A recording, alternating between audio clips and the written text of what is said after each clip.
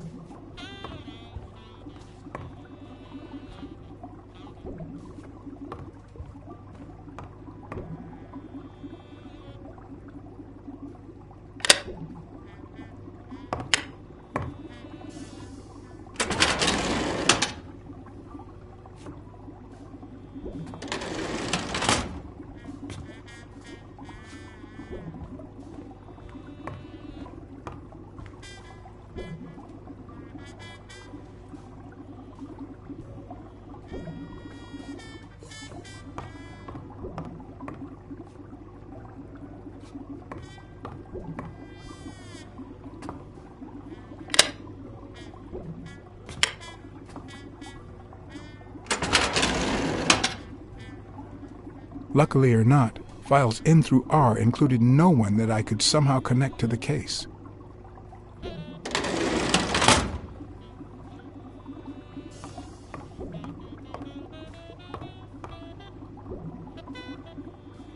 I hope I never become the object of O'Leary's obsession.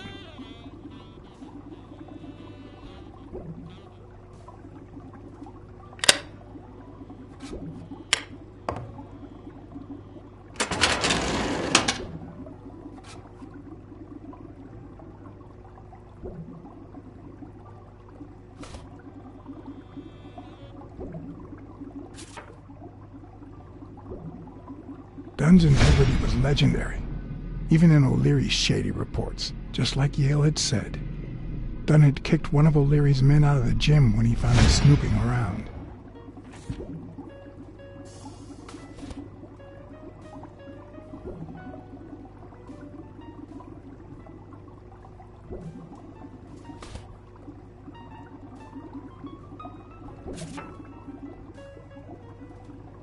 The report on Yale's father was the shortest of all, since only his name was left. Why?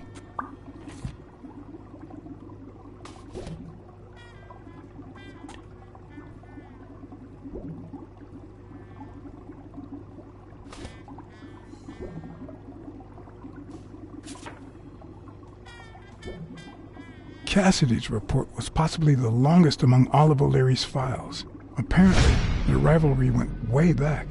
So much so that they spied on each other in the most unthinkable ways. At least I was able to confirm what Yale had told me. Cassidy had threatened Dunn after he refused to join the managers' union.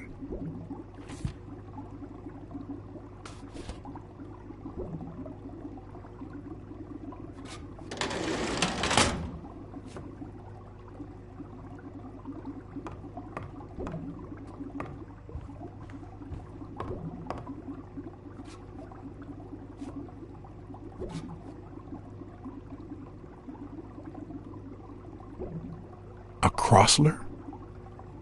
The good news is, I don't need lockpicks to open it. The bad news, I didn't bring explosives.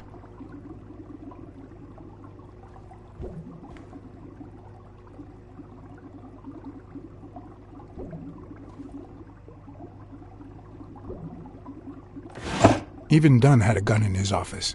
O'Leary couldn't possibly be the exception.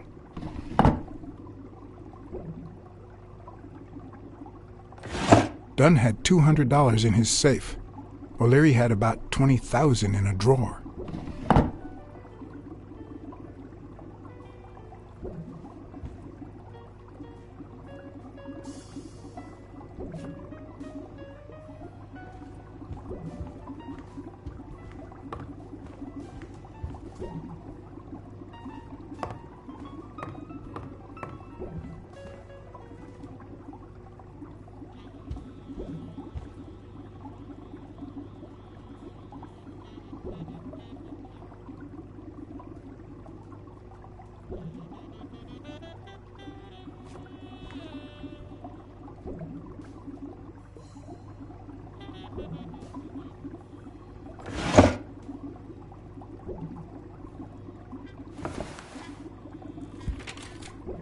Limited edition copy 2 of 3.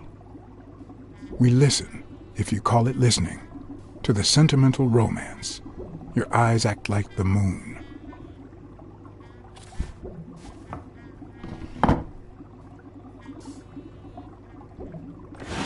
If they're not together anymore, why does O'Leary keep so many pictures of romantic moments with Helen Moore?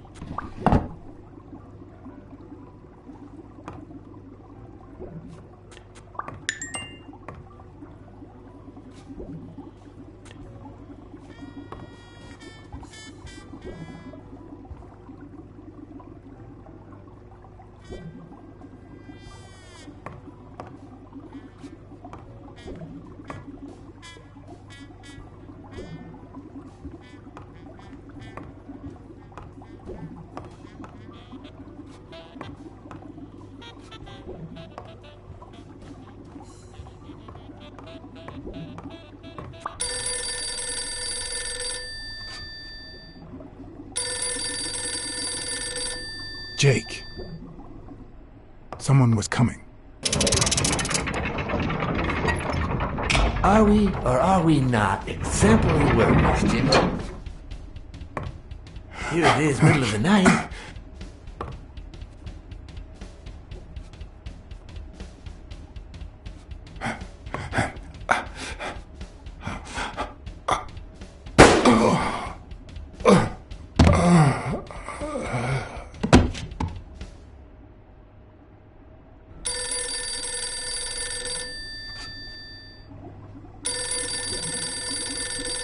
Jake. Someone was coming.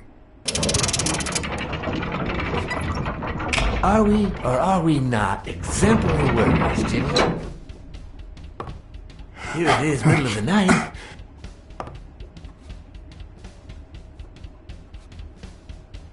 And we're working extra hours.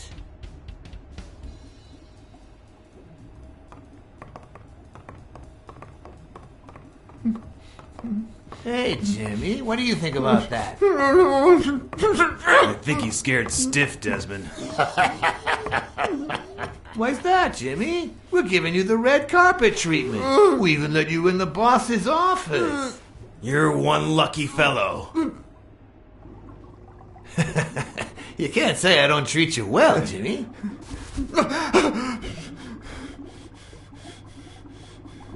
Yeah. Speak, you moron. Yeah, very well. Why are you... Shh. Calm down. How long have you worked for me, Jimmy? 3 months. 3 months. Oh, yeah. I hired you right after your cousin Martin died. I need your opinion.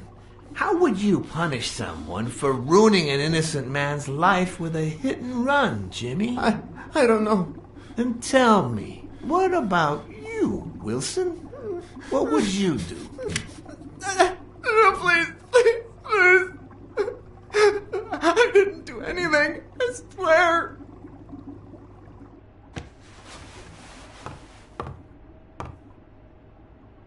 O'Leary, the police have surrounded you. You don't need to worry about that. I find it funny in this game where there's always a right answer. You can't kind of do what you want to do.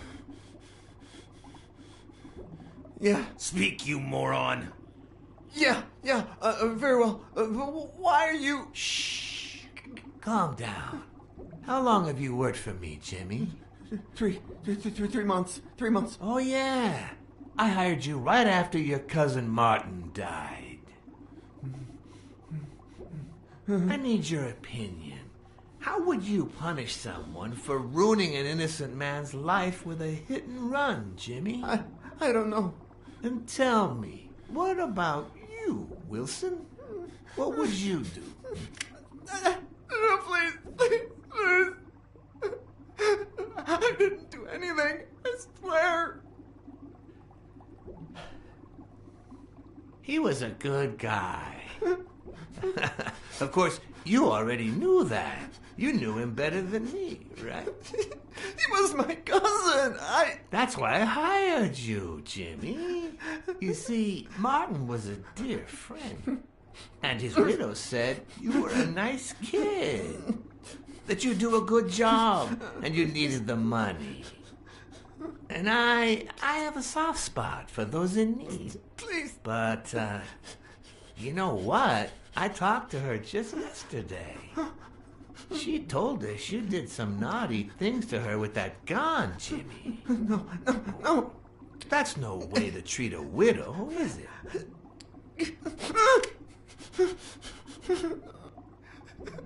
She's lying. Why would I do that? What about the kid? Are you so sure you know how long a kid can hold his breath? With his little head inside a toilet bowl? Son of a bitch. I didn't want to. It was his idea. Selfishly, I was glad I hadn't risked my life to save Jimmy. Maybe not even someone like him deserves to die. But one could also argue that I didn't deserve to die for someone like him. Who's your boss? Give me a name! Cassidy. It was his idea. He said you'd hired me if I'd managed to scare the widow, and I just... All right. Let's just calm down now. Okay? It's gonna be okay.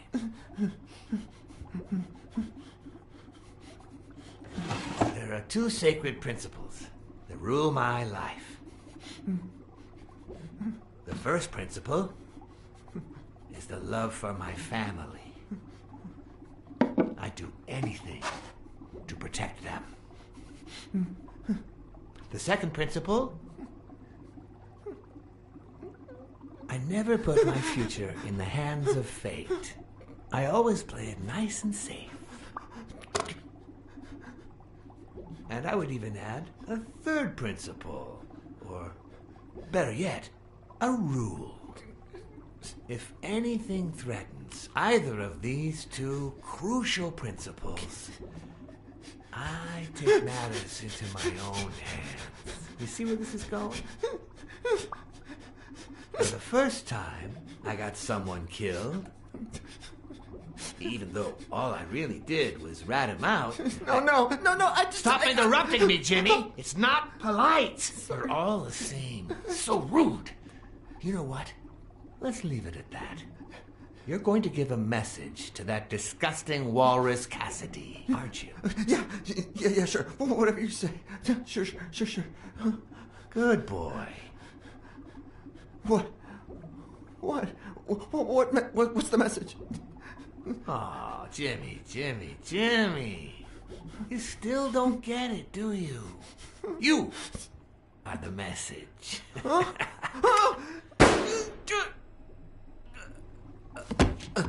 Come on. Wrap him up. Make sure Cassidy gets the message for breakfast, will you? I hope he chokes on it. Got it.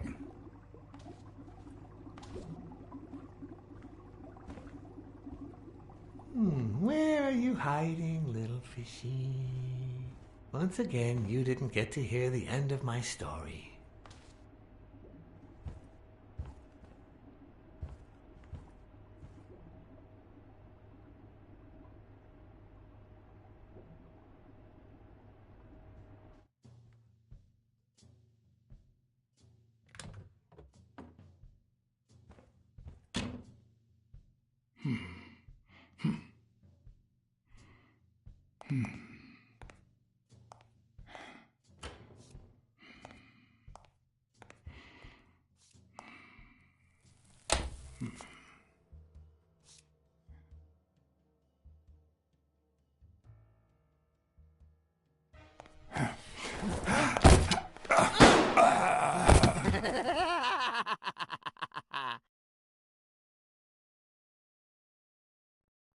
Yeah, it sounds like there's a right story. You can't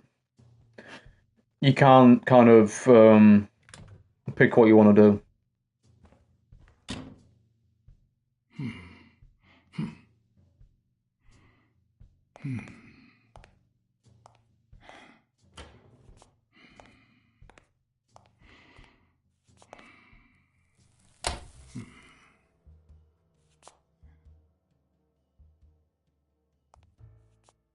What? Just where do you think you're going, Putty Cass?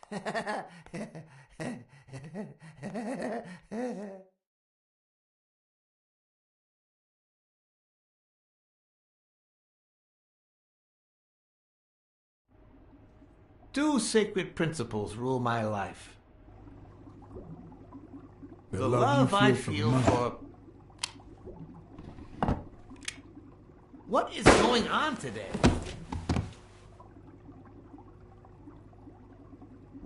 It's just hilarious. I just wish you could pick what you want, you know? Two sacred principles rule my life. I'm gonna die again, watch. I'm gonna die again. The love I feel for my family.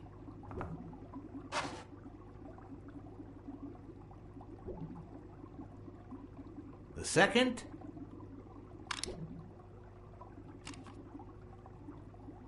never leave destiny in the hands of fate.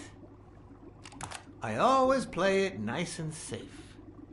And I'd even add a third principle, or better yet, a rule. If anything threatens either of these two principles, You take matters into your own hands. Seriously, what just happened?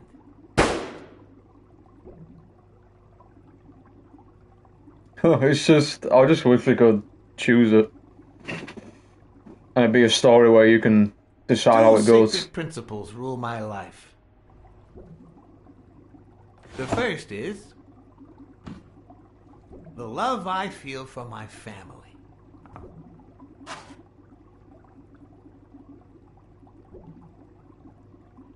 The second,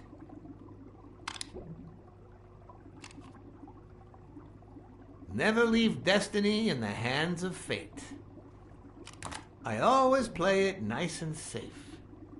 And I'd even add a third principle, or better yet, a rule. If anything threatens either of these two principles, I take matters into my own hands. The first time that someone died because of me, Even though all I did was rat him out. Well, that guy ended up in the Hudson River, right off Maybe Jake will come out somewhere. He's got to be even wetter than that fish by now.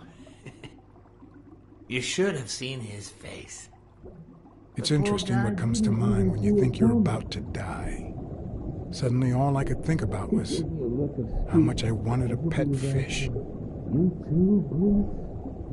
Anyway, I was 14 years old, and I still dream about her. But his widow and his son. By then, I was adamant about buying a fish. But first... That was that. Never again. Nowadays, whether it's me who pulls the trigger or not, I have zero regrets. What's more, I sort of enjoy it.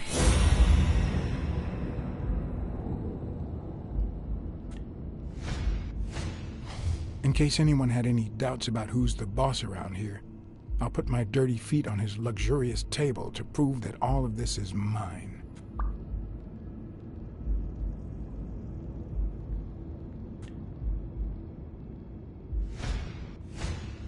His pupils are dilated, and there's a slight grin on his face. The bastard is enjoying himself.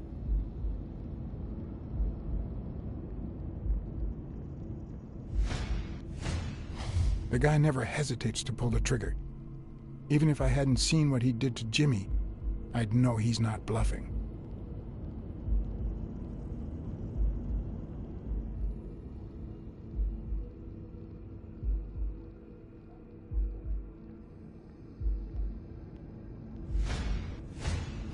When a mob boss declares his love of family, it can only mean that A, he won't hesitate to ruin yours, and B, he's cheating on his wife. I knew I had it in me to get out of that place alive.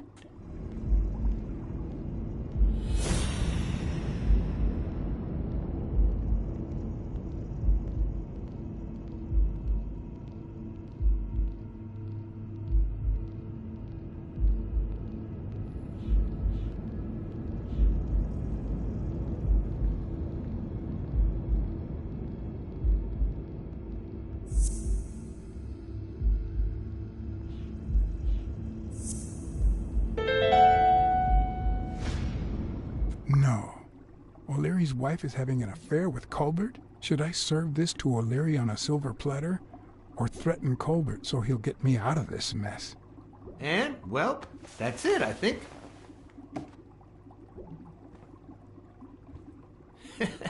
You know, Blacksad, I never made it this far. Congratulations, you're going in style. I didn't want to interrupt you. That's gonna get me killed, I'm telling you. I'm actually here to help. Your wife is having an affair with Colbert. What? Me? No way. Well, here's the thing. I don't respect your word. And since you brought me no proof... Check my coat pocket, on the right.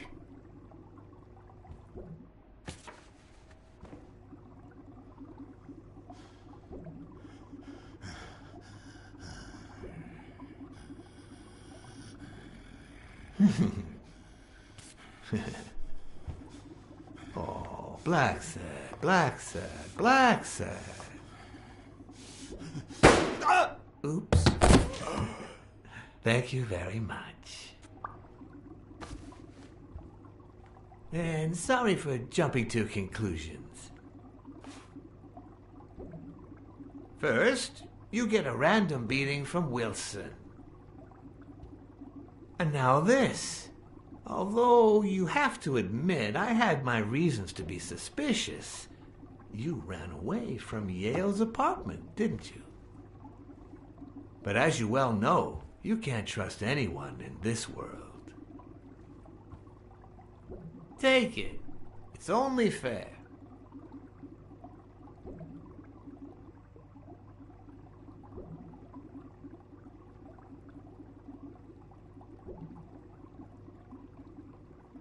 As much as I appreciate the gesture, I don't want your money. All right, then. I understand. No problem. Really? Oh, Blacksad. Aren't these odd hours to pay me a visit? Your message was important, but certainly not urgent. It could have waited until tomorrow, don't you think?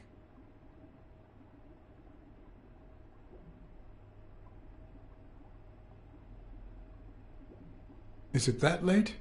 I'm too poor to own a watch, which is what happens to those who refuse bribes.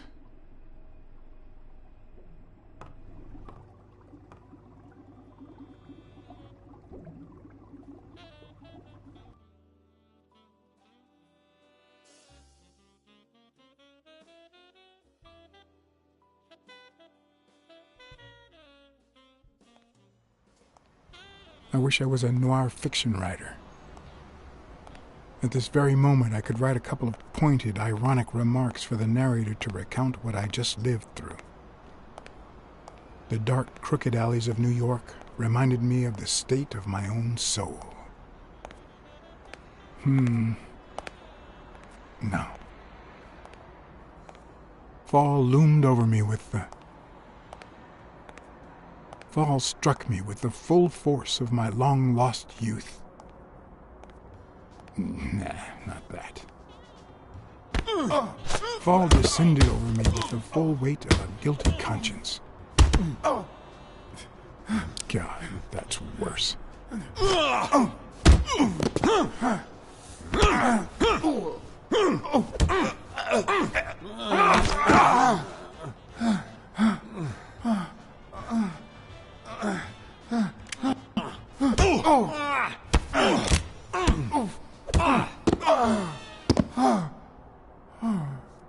What were you thinking? He wants him alive!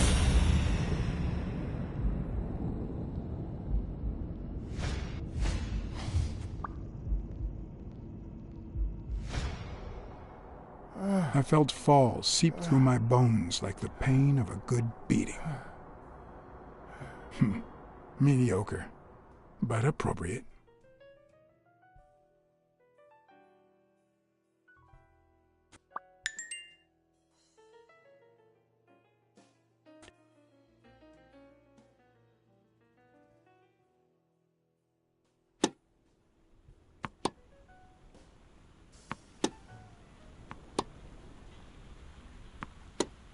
Against all odds, next morning I got up bright-eyed and bushy-tailed. And I had my kind, unknown assailants to thank. The beating had taken its toll, but for the first time in months, I had slept like a baby. Oh, come on, Helen, focus! All right, take 5. We'll work on that double backhand later.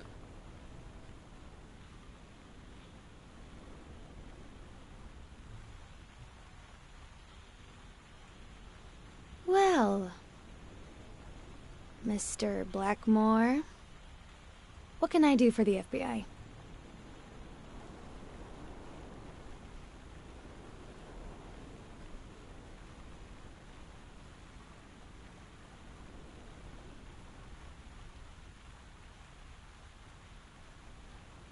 Cooperate with law enforcement.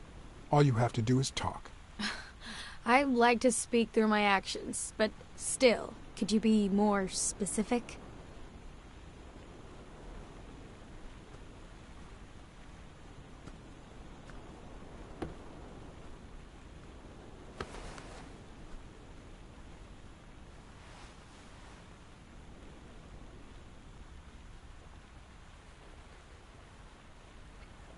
Maybe if we could speak in private? Alec! Coming!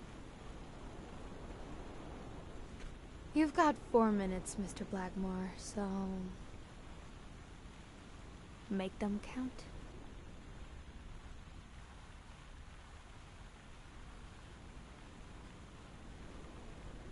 They say you're currently involved with Al Stone, the boxer. Is that correct? Wow. The FBI sure knows what it's doing.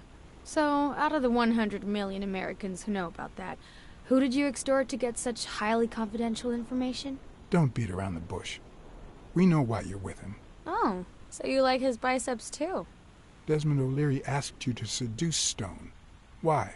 What? No, I met Al by chance at a party. A party hosted by Desmond O'Leary. No, that can't be. No one is that shrewd. Not even him. Damn, I hate that bastard.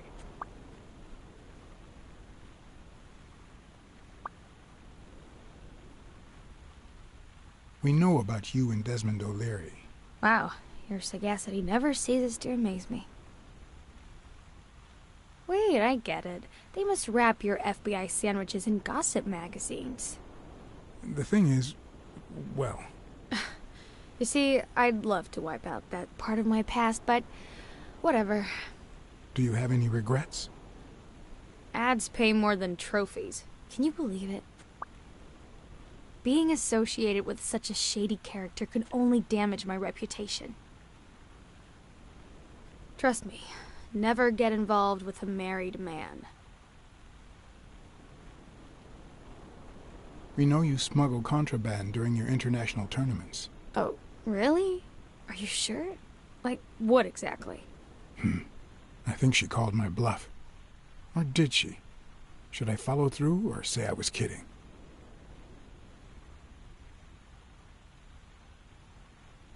You smuggle booze. You're just making it up as you go, aren't you? To think I was starting to like you.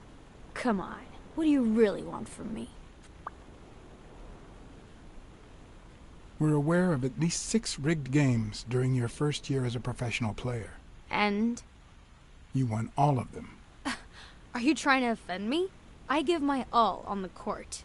I can't be held accountable if my rivals don't do the same. Go interrogate them. In any case, now I know why you mentioned O'Leary. What do you really have against him? And don't say illegal gambling.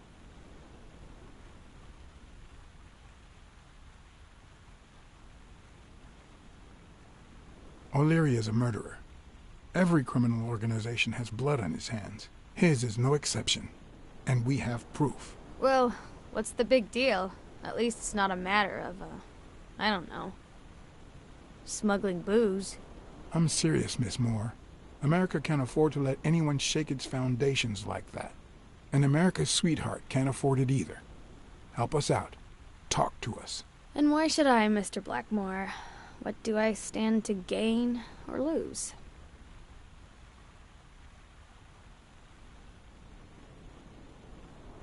The FBI always returns a favor. Oh yeah? Are they gonna rig my games? This is actually quite simple.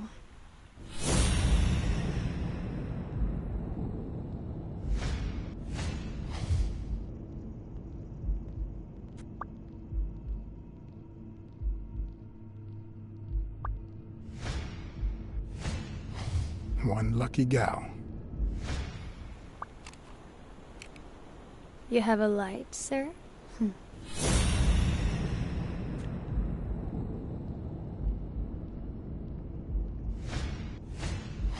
The pearly white teeth of someone who barely smokes. Am I making her nervous?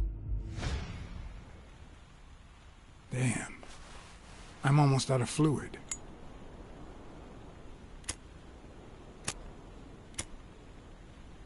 Wanna know my trick? Go down to start, then up with it, and then down again.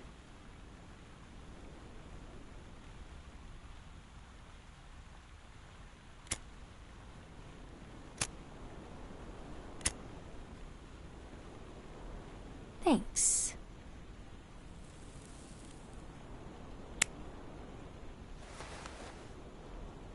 I don't know what you want me to say. You're trying to frame O'Leary, perhaps rightfully so, but I think you're barking up the wrong tree. Believe me, if I had the slightest... Come on, Helen. Time to work on your backhand. Let's go. Do you smoke?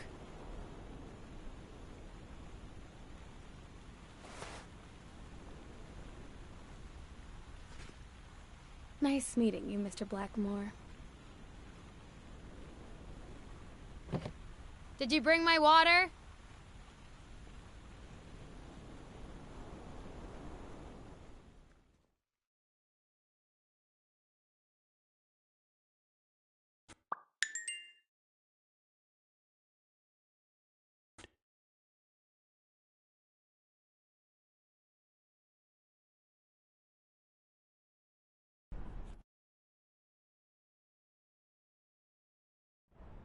She tossed a cigarette in your face? You're such a loser! Too bad I was busy chasing Cassidy. If that had been me, America would no longer have a sweetheart. So, what do you say, you and me, we change places next time, huh? Your turn. Now tell me, what did you find out? You're gonna love this. You ready? I've got news, but I happen to also have a Blacksad. My husband has disappeared. What? Who is... Oh, Mrs. Colbert. But last night he got a phone call. He said he had to work, and he still hasn't come back. Nobody's seen him at work since yesterday evening. Plus, I haven't heard from you since our first conversation. Do you have anything?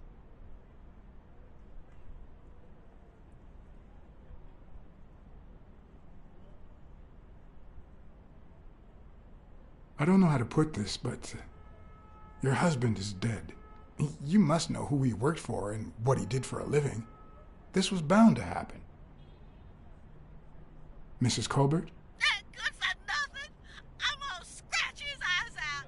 I'll tear his stupid head off. I'm gonna make him regret.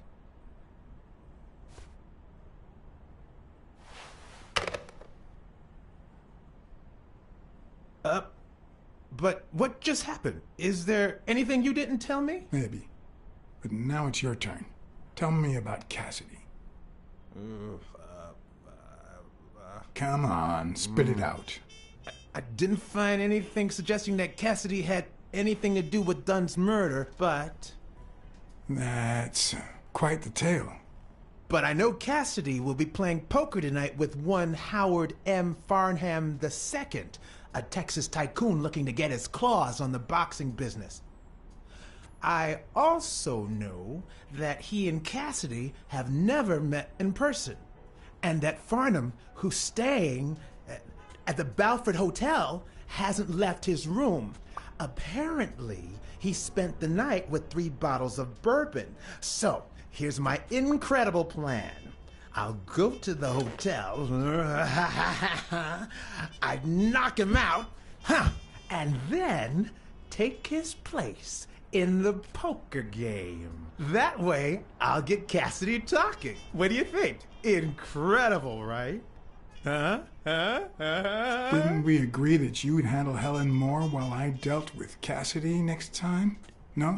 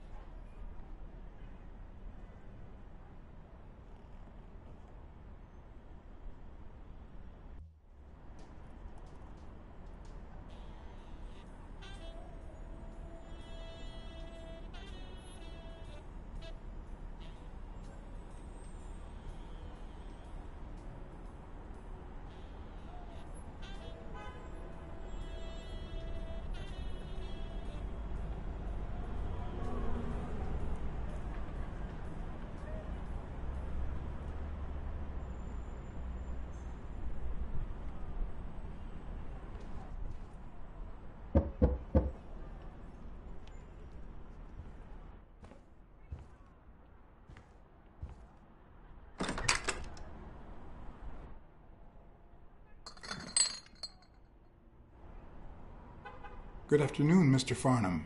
What's going on? Allow me to introduce myself.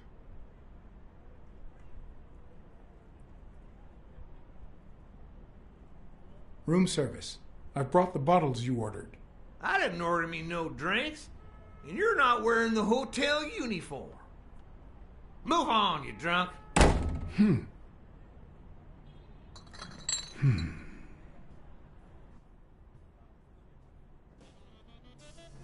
Good afternoon, Mr. Farnham. What's going on? Allow me to introduce myself. I'm John Blackmore, director of the Balford Hotel. We like to make our distinguished guests feel welcome. Please accept this small token of our appreciation. Oh, sure. I was fixing to leave, but I guess them monuments ain't going anywhere. Well, come on in then. Getting in Farnham's room was easy. Earning his trust was another story. But I always have an ace up my sleeve. Blackmore? You okay, partner? The best way to earn someone's trust is to make them believe they've earned yours. And sometimes, the best way to fake it is to tell the truth. I don't know where to begin.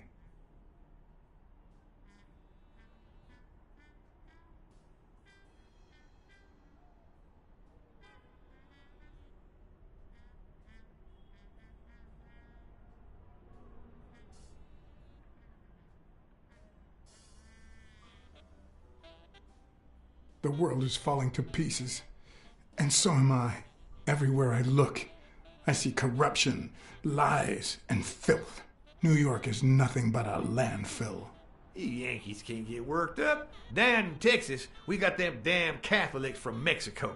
But sure as hell, there's a way to deal with it all. One of the tricks of this trade is to be wary of the biases we all have. They cloud our judgment and blur the person in front of us, painting them with the shades of our preconceived notions of who they should be. But every once in a while, you run into someone so locked in personality that they can only be regarded as a stereotype. Farnham was a disgrace, not only to himself, but to Texas and the entire human race. To think I had to impersonate him. I wish I was like you. You seem so content, so free of burdens. Stop right there, partner. You think this old dog don't have ticks? Let me tell you something about my first wife. Woo-wee!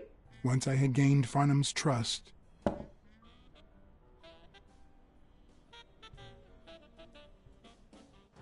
the hard part was deciding what I needed to know to become him and not get myself killed.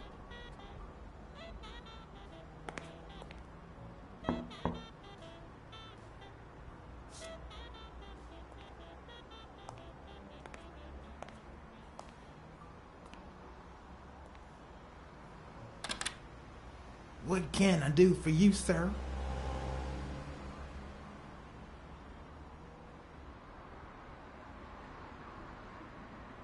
I'm here to play me some poker. You got the wrong place, sir. Did you miss the barbershop sign above the door? You have a good evening, sir. Wait,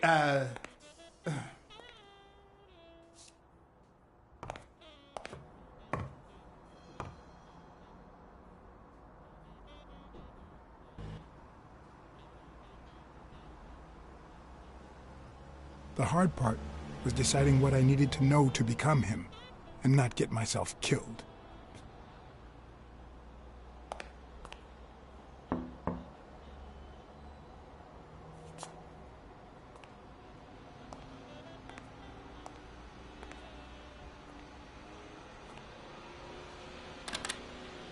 What can I do for you, sir? howdy. My name's Howard M. Farnham II.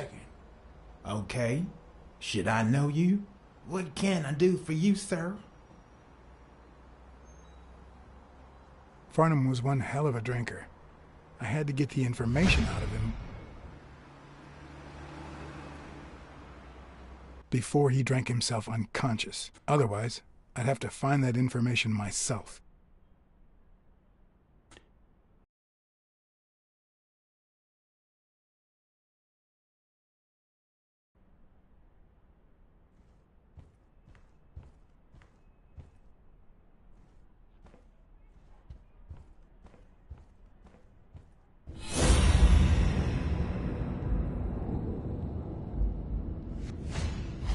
This'll surely imbue me with the Texan spirit.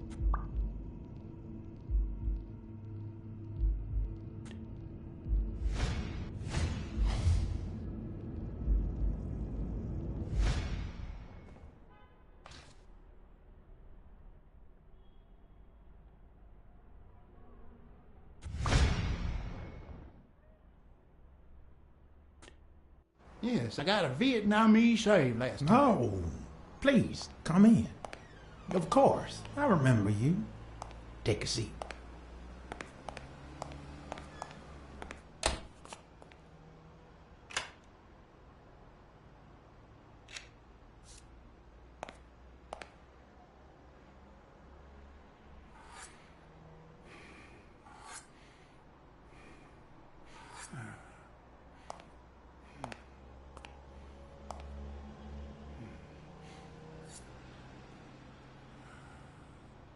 I'm sure you'll understand we can't be too careful.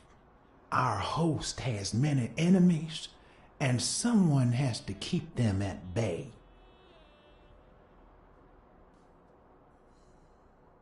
Sure, I get it.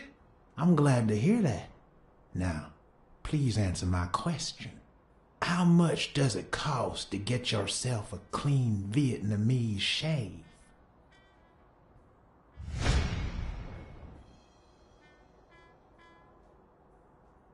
And then, sure enough, Booth put the nail on the coffin of my first marriage. You know, the wife that caught me cheating with the maid. My second marriage, too. You know what I did to her daddy? Same old with several mistresses. So I decided to stick to my guns and only deal with hookers. Even if I did end up marrying some. I feel you, Mr. Farnham. So I'm going to be honest with you.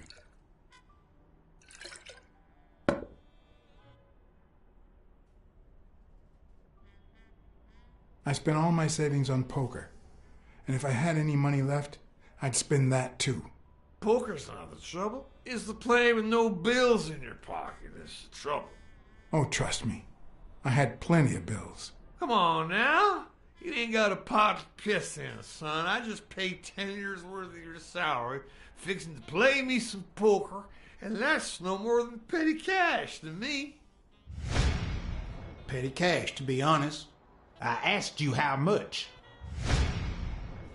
Of course they gave me my receipts. These things I am, boy. Wait, I'll show you. I gotta get somewhere. Just a sec. I'll get it. I just put it over. I think I'll be right back.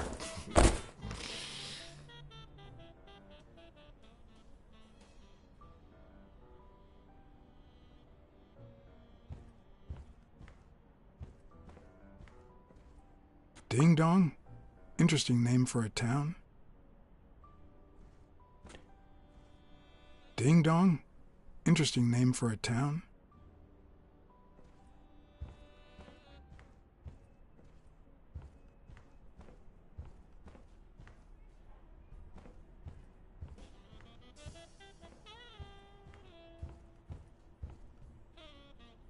Ding Dong? Interesting name for a town.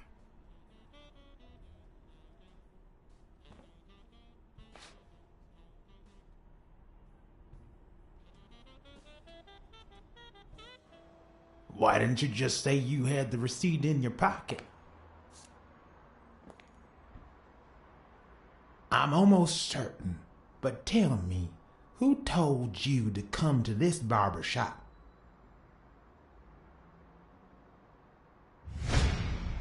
Let me tell you a little secret about my first wife, sonny boy. When I met that woman, she had no manners, no money, no nothing. Who in the hell?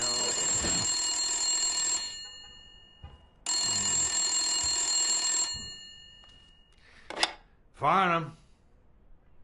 My God, if it ain't the hero of the day.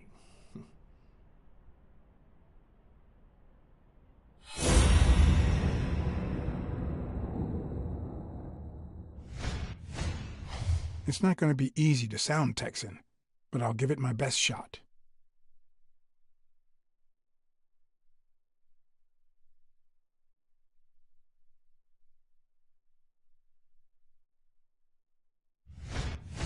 I probably don't need to imitate his gestures during the game, but it certainly wouldn't hurt to try.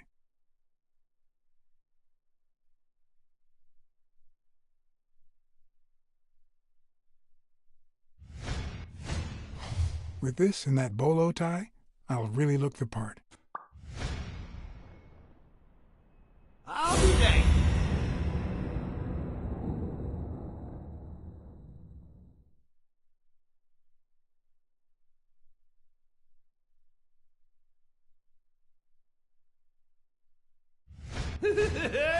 With this and that bolo tie, I'll really look the part.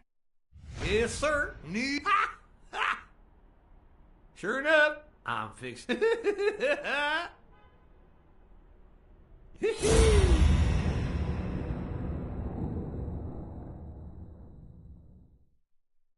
Boxing at the Grand Ole Opry?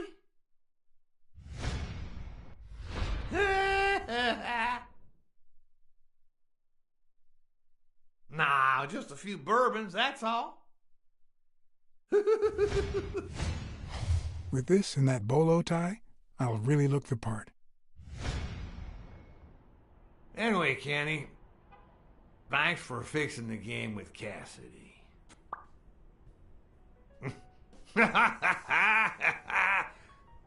God bless you, brother.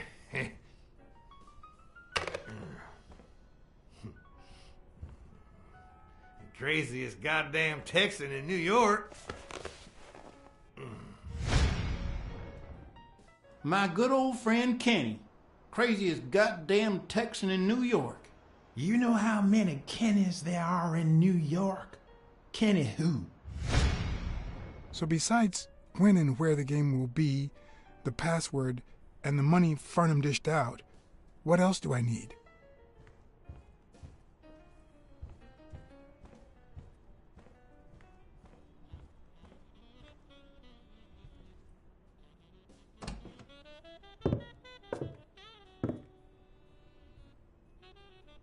Luckily, there was only one Kinney in Farnham's address book, Kinney Eakes, residing at...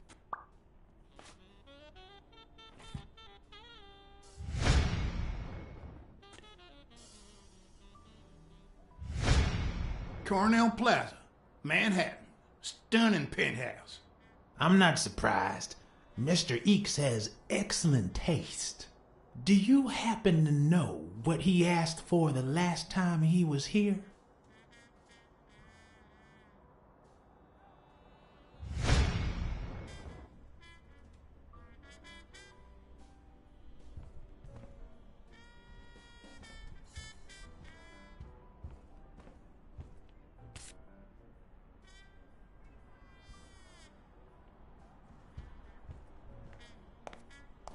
They smell like a party.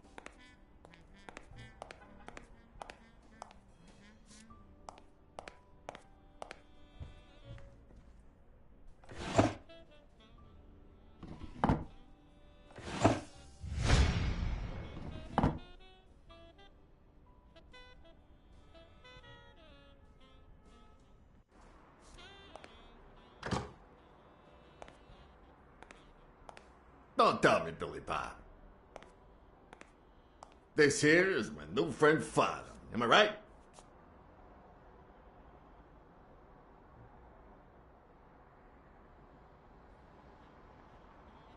Sure enough, but your slasher friend sure could learn how to treat his customers. Hey, Billy Bob, come on. This guy's a good guy. He's one of us. My apologies, sir. Hey, come on. Let's get in there before they finish all the bourbon without us. I haven't frisked him yet, sir. I don't think that'll be necessary. Mr. Farnham here, he's an honest Texan. And I'm sure he'll hand over his weapon if we ask him to. Right?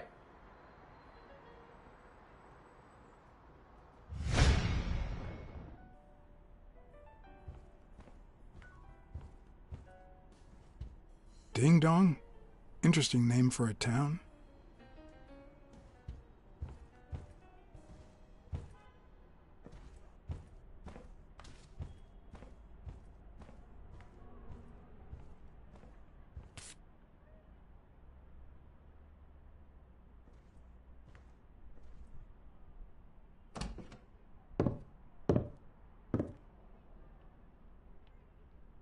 No matter how superficial someone may seem, there's always a way to win their heart.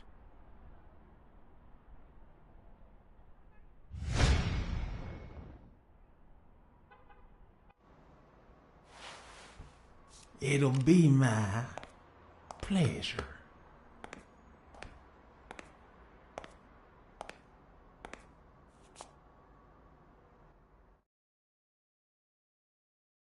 Welcome, gentlemen. Chips are on the table and guns are in the safe. Now, we got a lovely night of poker ahead of us full of smoking and bourbon. So let's get started. Take a seat, Mr. Farnham. Let me introduce you. To my right, wearing gray boxers and weighing in at 140 pounds, the owner of Pink Vice, the largest meat market in all of Manhattan. In other words, a real son of a bitch. No offense to the women he exploits. Our reigning champion, Oswald Quince. A title I aim to keep, provided our new contender here doesn't interfere.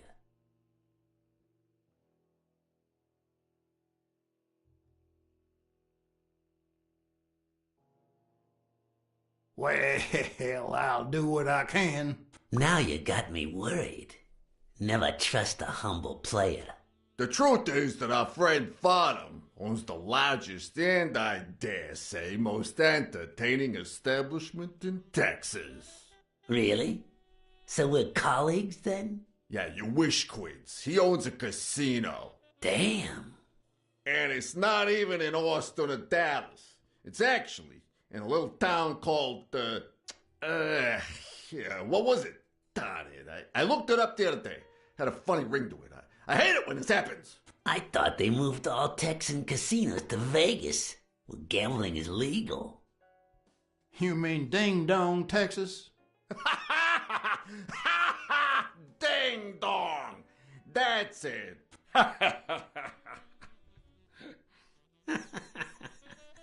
Who'd ever think of a name like that? Well, casino or no casino, let's just hope he doesn't keep as many aces up his sleeve as the late Ventimiglia, huh? Amen. To my left, wearing brown boxers and weighing in at 396 pounds. Frank, show some respect, huh? The hospitality tycoon, Polly... no. Tycoon? I just own a small bar with pool tables. Clients drink close to nothing and play even less, but certain business transactions just couldn't happen anywhere else. Damn it, Paulie. Why don't I know your last name? Because they took it away from me. You have no idea how good my ex-wife's lawyer is. Women, they even take our damn names.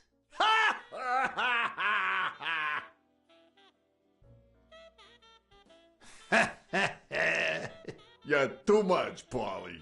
When you're done sightseeing, why don't you drop by La Iguana for a game of pool, and I'll buy you a drink. But I have to warn you, my clientele isn't crazy about furry fellas such as yourself.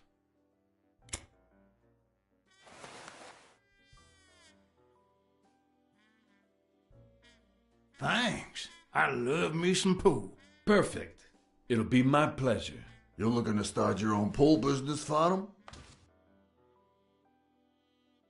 This guy here wants to start a boxing association in Texas. And guess who he's turning to for advice? To be honest, several things got me worried, so I'd be much obliged for any counseling. So, what worries you?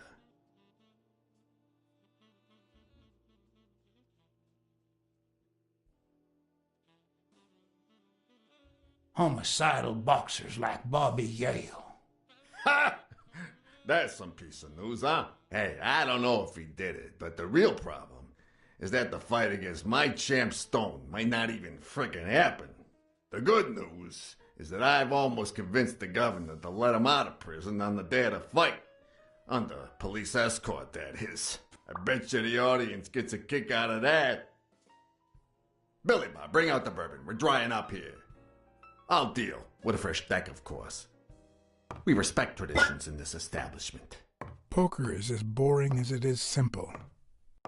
All you need to do is read people's faces. And even the worst detective has that trick up his sleeve. The real issue is knowing what to play for when there's much more than just money at stake.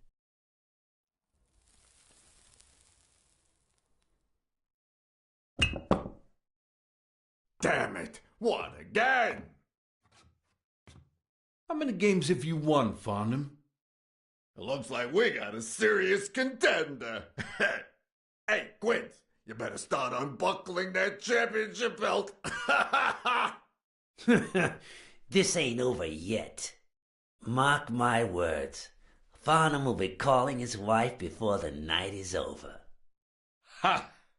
Oh, hey, by the way, did you guys hear about Kenny's wife? Pretty tragic, huh? What happened? Oh, plain bad luck. Hey, but Farnham, I'm sure you know more about it than I do.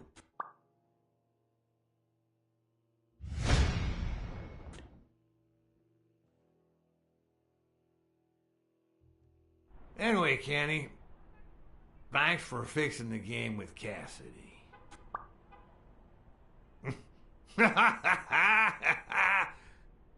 God bless you, brother. The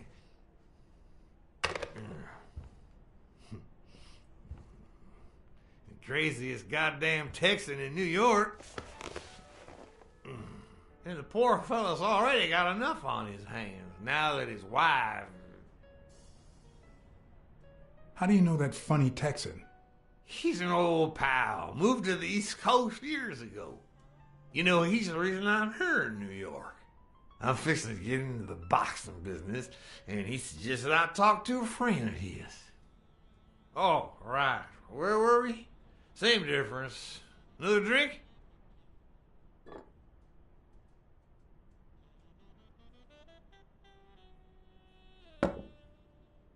Oh, seriously, where were we? All right. We was fixing to have another drink.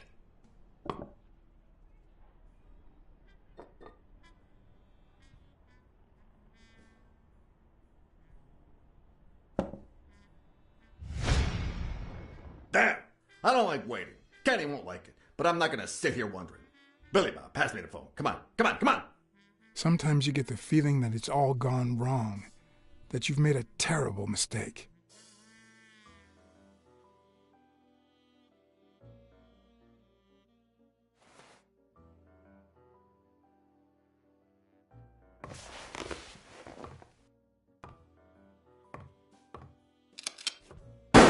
Sorry, did I say sometimes? Huh. No, that only happens once in a lifetime. Mark my words. Farnham will be calling his wife before the night is over. Ha! Oh, hey, by the way, did you guys hear about Kenny's wife? Pretty tragic, huh? What happened? Oh, plain bad luck. Hey, but Farnham, I'm sure you know more about it than I do.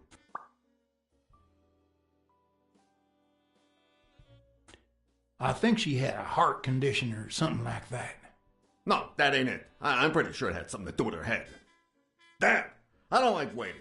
Kenny won't like it, but I'm not gonna sit here wondering. Billy Bob, pass me the phone. Come on! Sometimes you get the feeling that it's all gone wrong, that you've made a terrible mistake.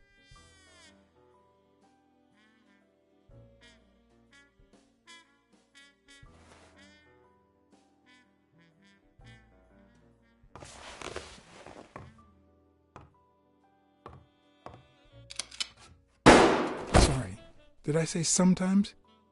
Huh. No, that only happens once in a lifetime. Mark my words. Farnham will be calling his wife before the night is over. Ha! Oh, hey, by the way, did you guys hear about Kenny's wife? Pretty tragic, huh? What happened? Oh, plain bad luck. Hey, but Farnham, I'm sure you know more about it than I do. I'm afraid I don't know. Try pressing. No, that ain't it. I'm pretty sure Try it had to something remember. do with her head. Damn! I don't like waiting. Kenny won't like it, but I'm not gonna sit here wondering. Billy Bob, pass me the phone. Come on! Sometimes you get the feeling that it's all gone wrong. It's because I asked about Kenny rather than his first wife.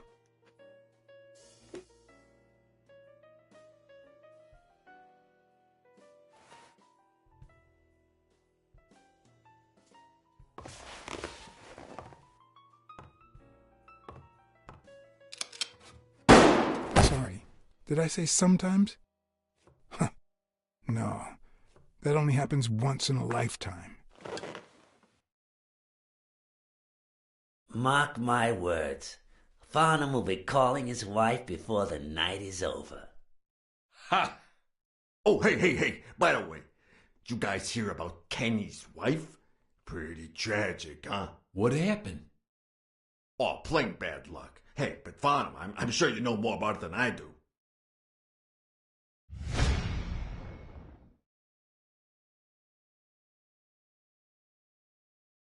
Anyway, Kenny, thanks for fixing the game with Cassidy. God bless you, brother. The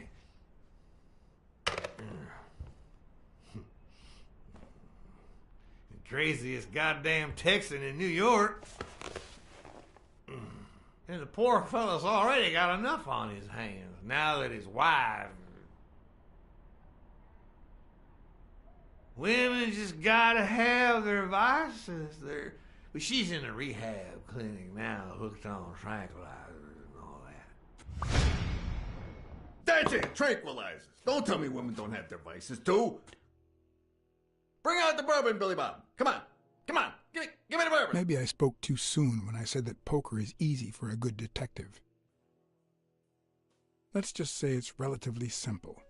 There's always someone ready to surprise you, relatively speaking. Well, I'll be damned. I don't believe this. What happened, Farnham? Beginner's luck doesn't last forever, and that's when the real champ comes in. I hope you're ready to lose it all, my friend. Poor Farnham. Came looking to make big bucks in the city with his boxing, and he's gonna lose it all with poker. I hope your counseling will make up for it. Yeah, so how can I be of help?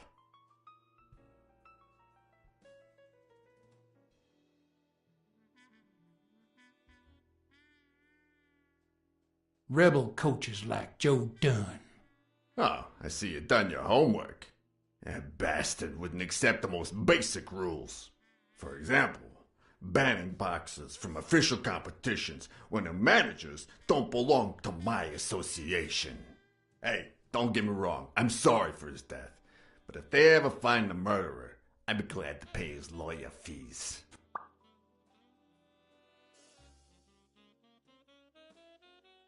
Having to compete with illegal gamblers like that O'Leary fella. Huh? One would almost think that you live in New York, my friend. That son of a bitch killed one of my men and left the poor bastard on my damn porch. But he's a goner now. Ever since the sport got put on TV, people want a fair game, honest boxes, and no shady business. You can't break the law anymore like before. Nowadays, they gotta bribe those big network executives to negotiate for broadcasting rights. Come on, let's steal another hand before Quince accuses us of trying to break his winning streak. Ain't gonna happen. Gentlemen, I suggest you never tell your sons about this game, unless you want to lose their respect. Wait, you mean our sons actually respect us? I hear you. There's no way to set boys straight these days. They don't even respond to a good old beating.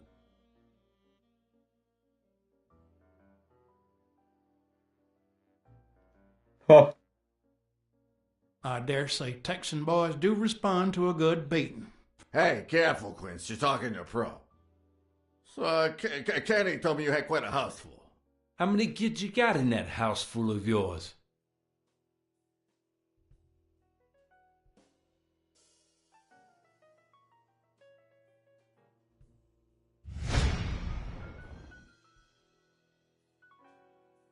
No, that son of a bitch was about to choke on his own vomit. If I'd been a communist, perhaps the vision of a millionaire choking on his own vomit would have made my day. Even so, I doubt I could have just stood there and watched him die. Unfortunately, I didn't break a sweat trying to save him.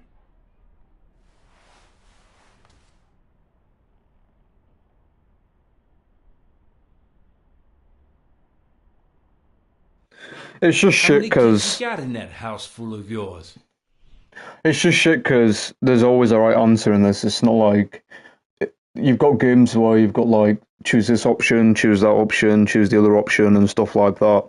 You know, you get to play it how you want to play it. This one, there's a right and there's a wrong, which kind of sucks because you'd want to see what you'd put, right?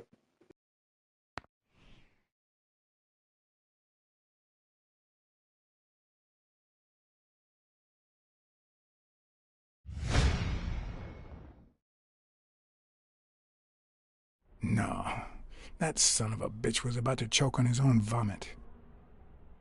If I'd been a communist, perhaps the vision of a millionaire choking on his own vomit would have made my day.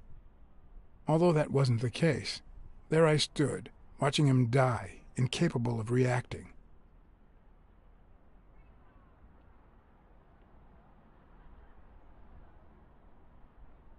Oh, apparently not. I pressed the wrong How many button. kids you got in that house full of That's yours? bullshit.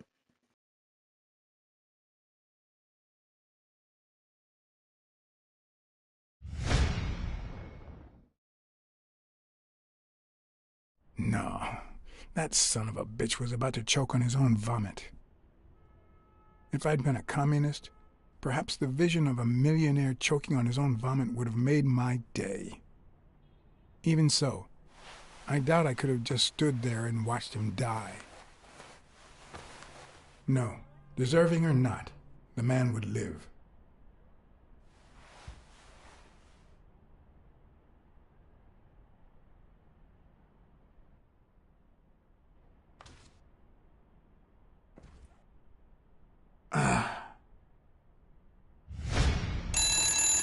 Six, well, that's something. I don't know how you deal with all of them.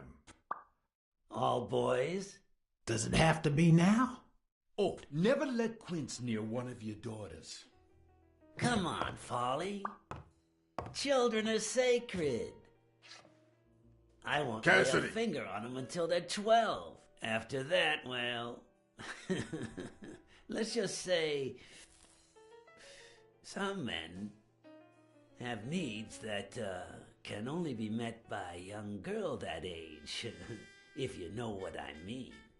Are you all right, Farnham?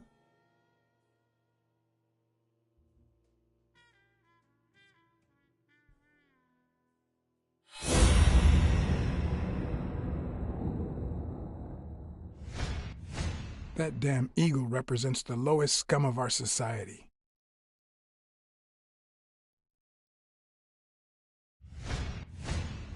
There goes your winning streak, you sick bastard.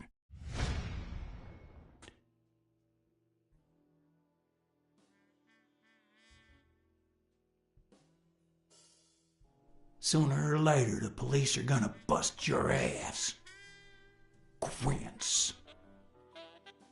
What the hell are you talking about? I bet you're as bad at hiding those poor girls as you are at keeping that ace up your sleeve. What?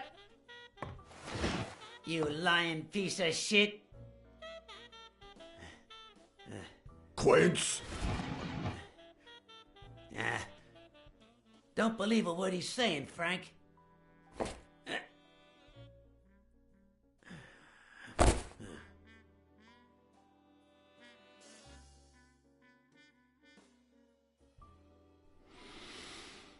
Don't you dare call me Frank. Billy Bob. It's 500 more. Huh. For washing up. It's a deal. And good call, Farnham. I owe you one. Please, take that flying scumbag's tokens. And mine too, if you want them. I'm feeling generous. Hey, turns out the governor accepted my suggestion to let Bobby Yell out of prison on the day of the fight. Hey, this is turning out to be the perfect night. If you decide to go ahead with your new venture, call me, Farnham. Your behavior at last night's game was utterly insulting. Never contact me again or I'll put an end to your pathetic life. If our common acquaintance should ask you about your business endeavors, tell him that boxing is too violent for you. Signed, Frank Cassidy.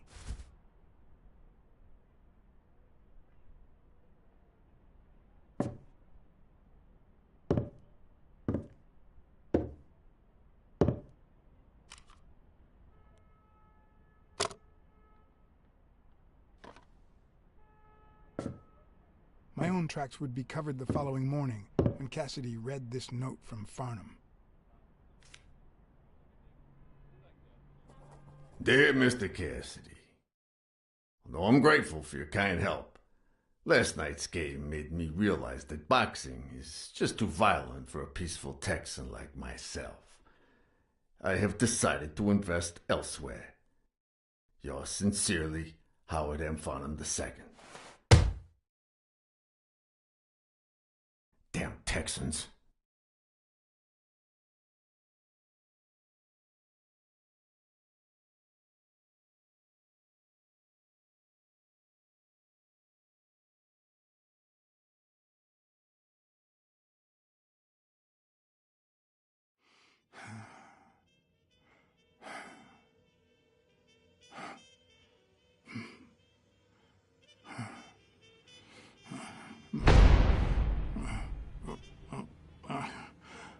As for me, it was the first time in days that I had gone to bed without my daily baby.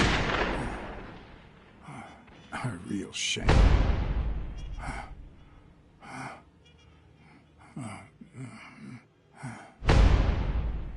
Nothing like a bruised body to help you to sleep like a baby.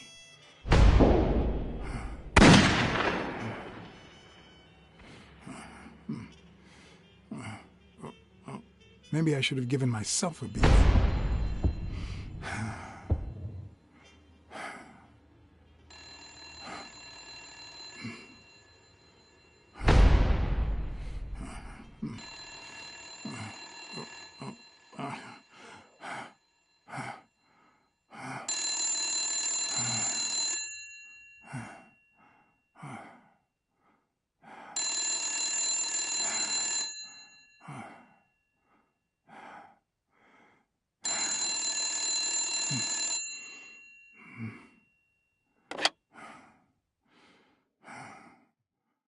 Blacksad. Finally, I need you at the gym now, please.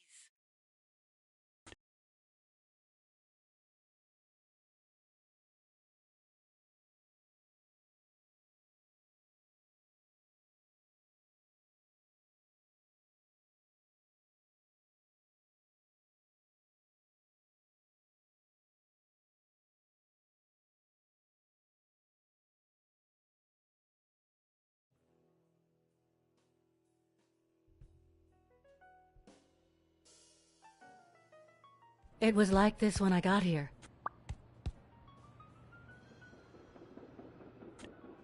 Did you call the police? No, only you. Good. Calm down. I'll take care of this. Had you already finished looking through these papers? I wish. Well, I guess you'll enjoy sorting all this again.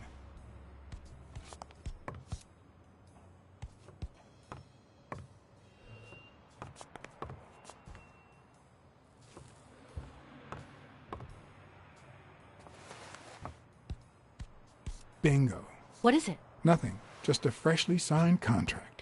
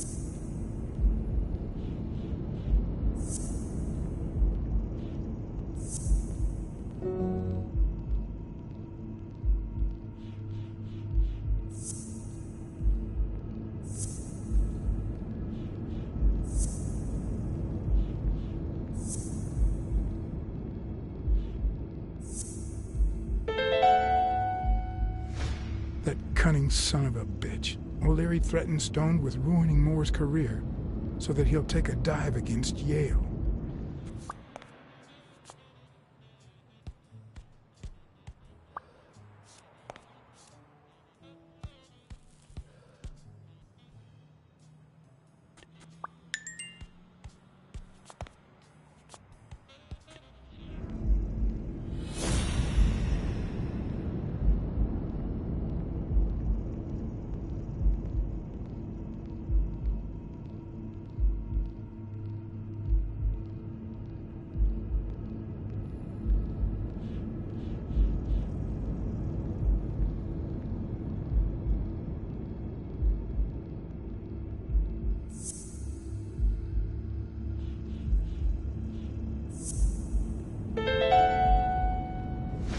No, the footprints don't match.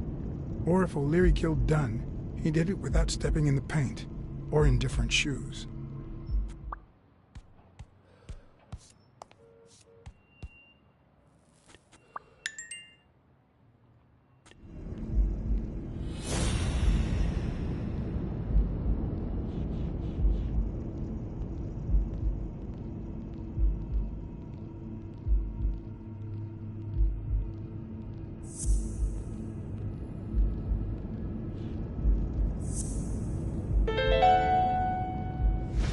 It's pretty clear that Helen Moore's cigarette case was a gift from O'Leary.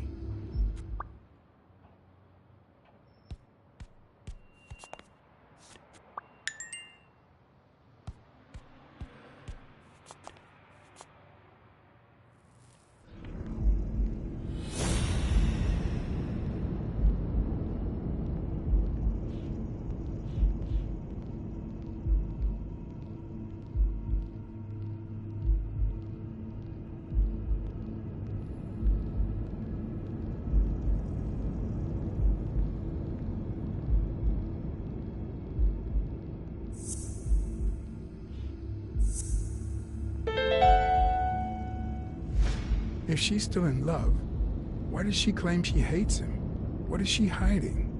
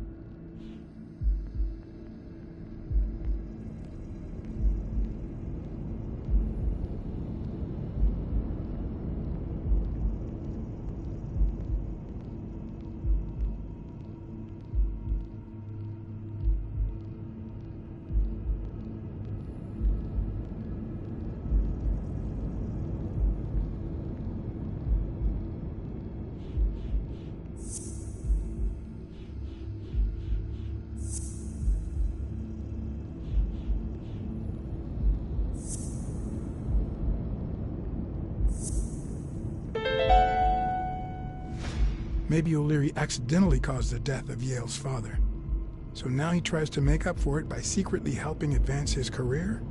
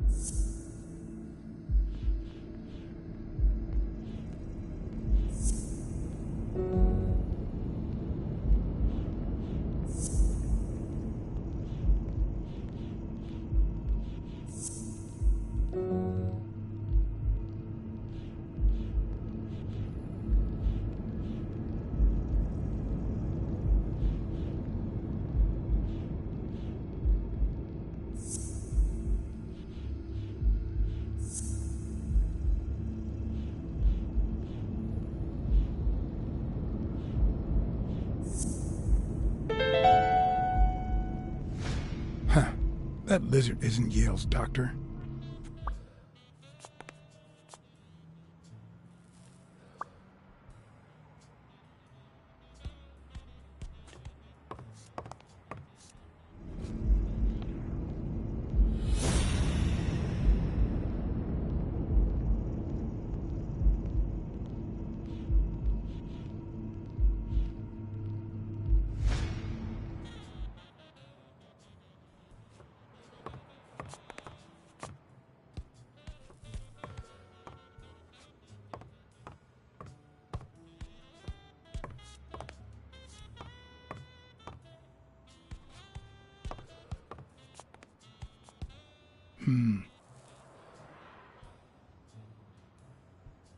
Not that I suspected otherwise, but it's obvious they weren't looking for money.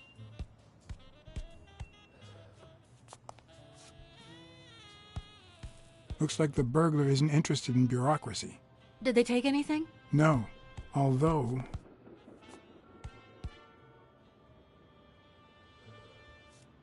When you went in the hospital room to get your purse, did you get the gun as well? Yes. Isn't it there? I put it back. I'd rather not go through that again.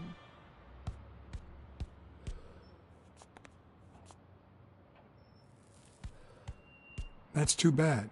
It looks like they took it.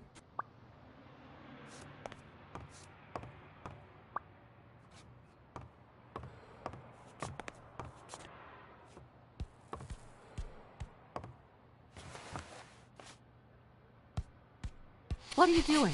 Do you like sardines? Excuse me? Do you like sardines? Ugh.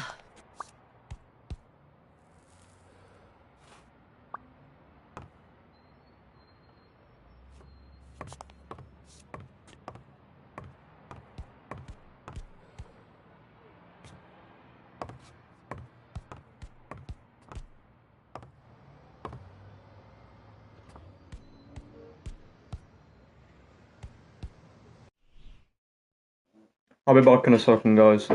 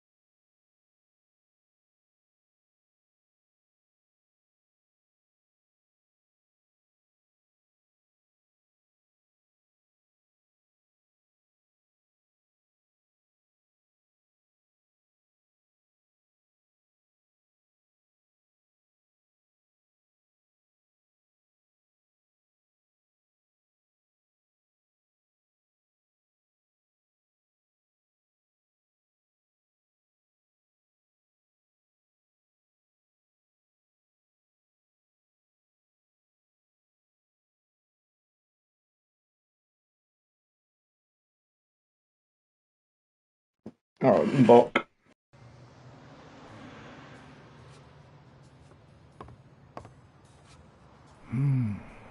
Whose is that? Mary Purnell. You think she did this?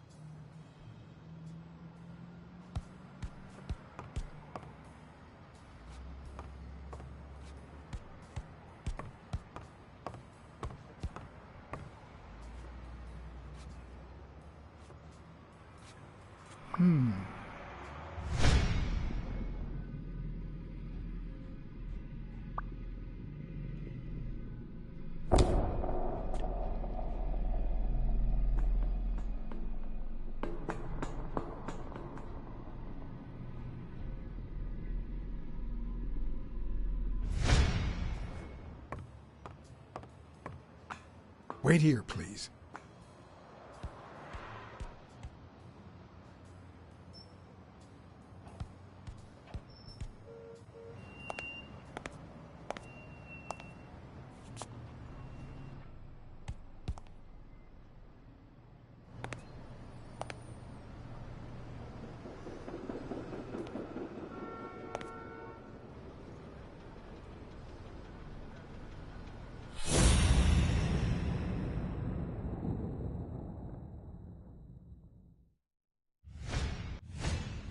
Could be a knife wound.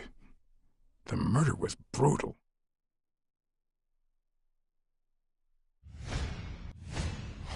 If I were you, I wouldn't quit.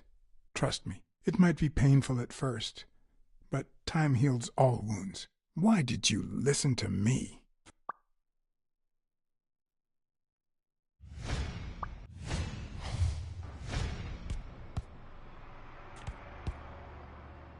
Dear Sonia, I need to tell you several things about your father. In fact, I know he would have wanted me to tell you. Among them, the fact that you co-own an apartment in Manhattan. Please call me. Yours truly, Mary Purnell.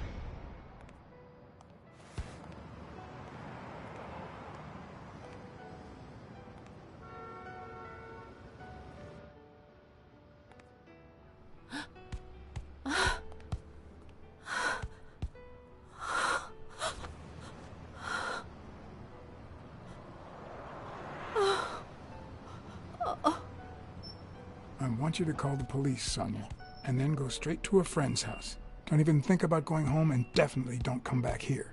I'm staying at a friend's house. I haven't even set foot in my father's place yet.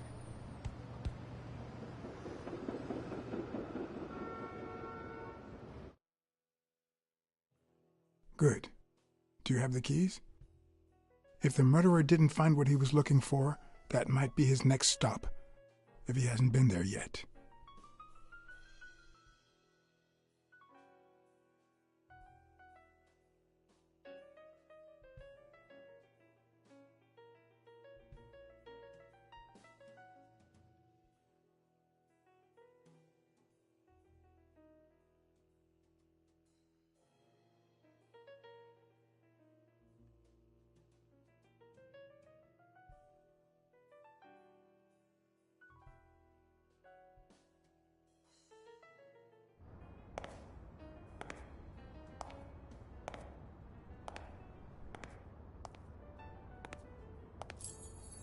For once I had the keys to the place, which meant I wouldn't have to use my lockpicks or...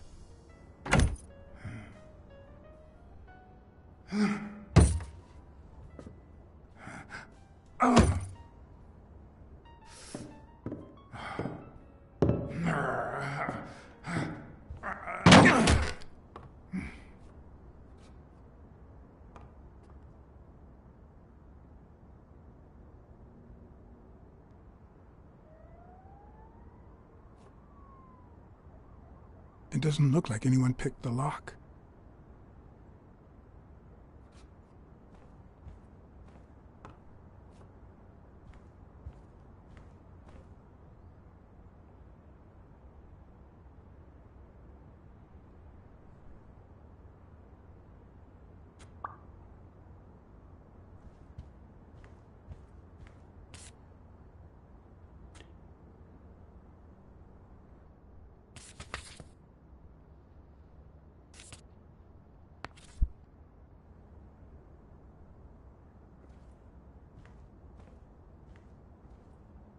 It's hard to believe that a pair of boxing fists could play something like this, although I'm sure he had the lungs for it.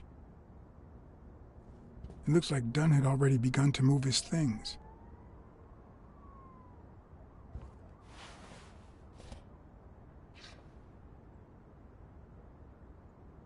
Dunn? Thorpe? No idea. And these two, they look familiar.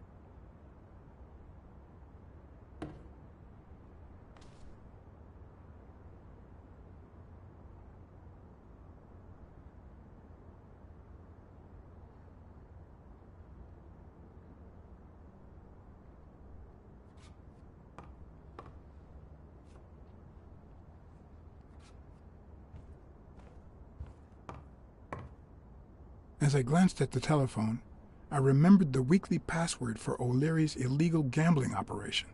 Even though I had rejected his reward for telling him about Colbert and his wife, I had managed to make my own dirty money by ratting out the Eagle Pimp during our poker game. How much damage could a small bet do?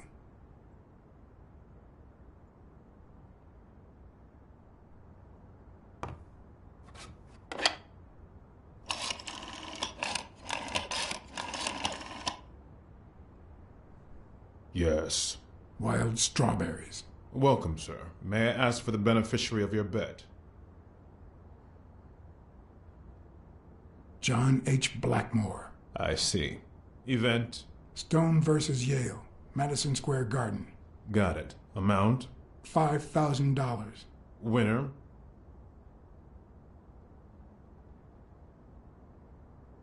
Yale wins. Place of delivery? I'd seen several locations written out in O'Leary's basement, but I could only remember one, courtesy of my new matchbox, La Iguana Pool Room. All right, sir. Good afternoon.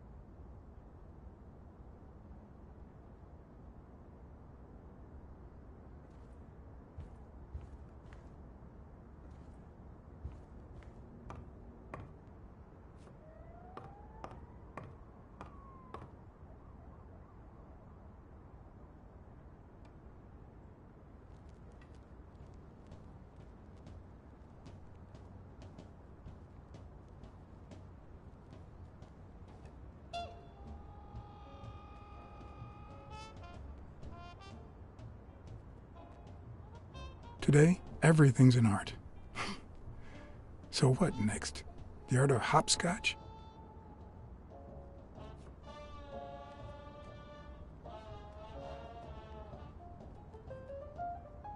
Look at that. The guy sure had good taste.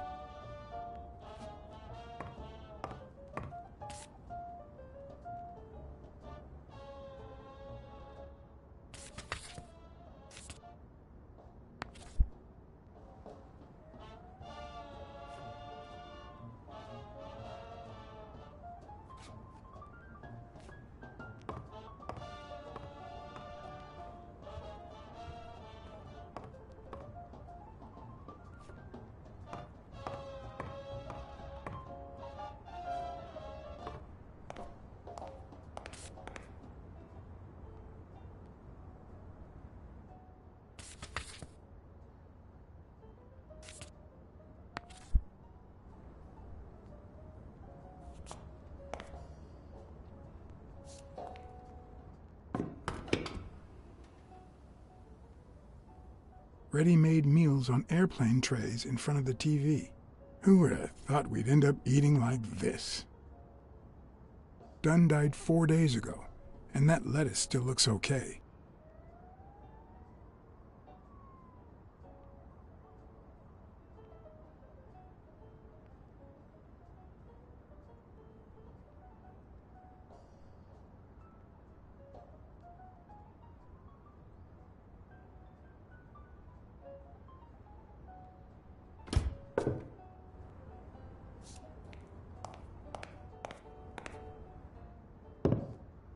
Sardines.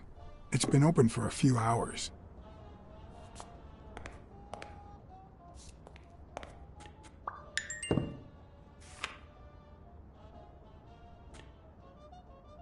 Of course. Now I see how Dunn bought the apartment he was going to share with Mary. This place has to be empty in 2 weeks for the new owners. I wonder if Sonia knows about this.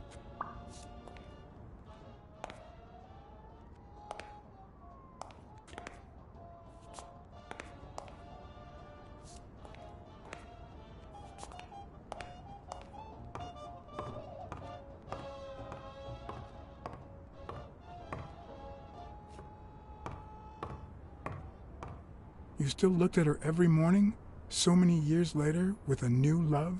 Maybe we don't need to forget. Maybe pain just transforms into, I don't know, something.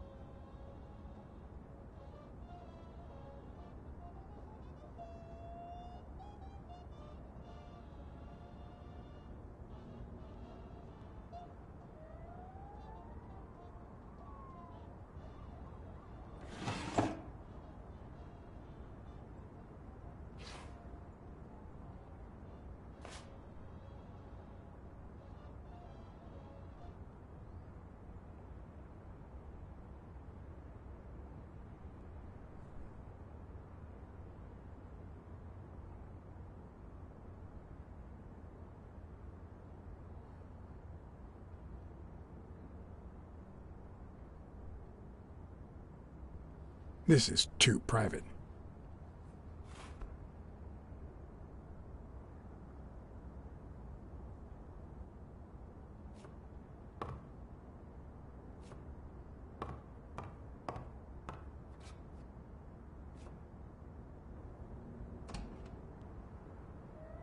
Another empty closet.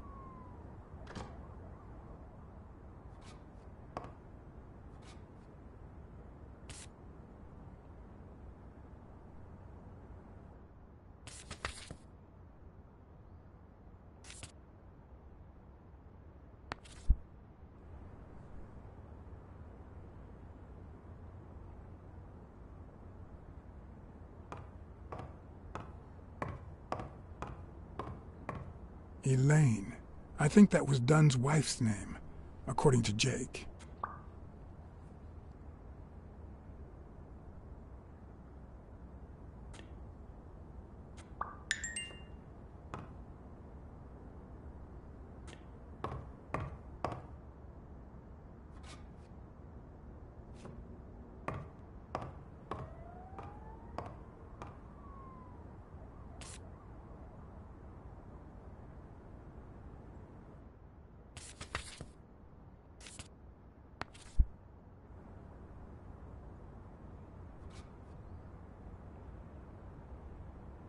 Is this how he got in?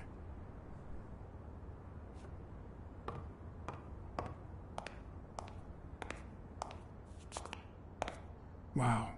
Could Dunn really afford such luxuries? Or did he only want to impress Mary?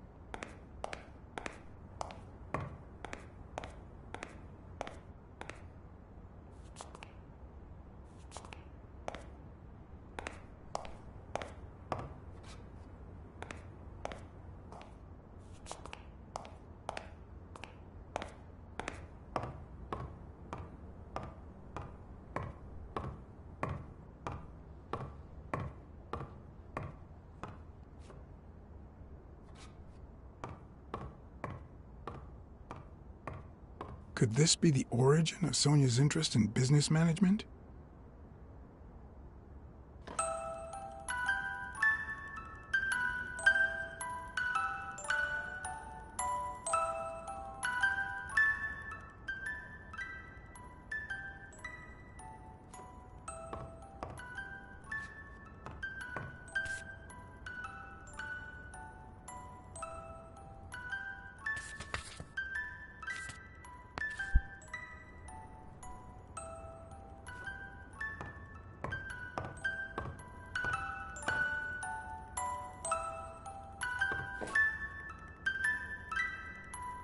What's this doing here?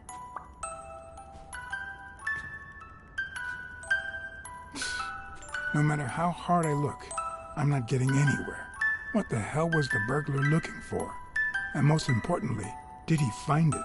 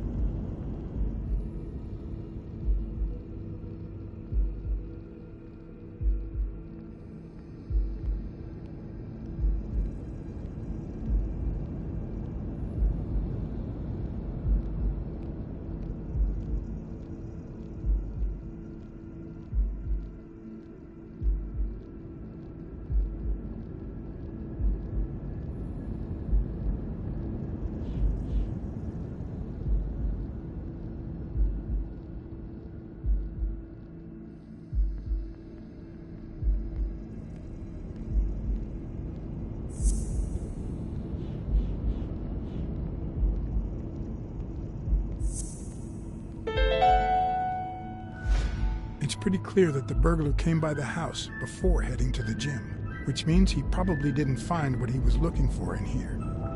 I need to talk with Sonia, and maybe with her Uncle Tim.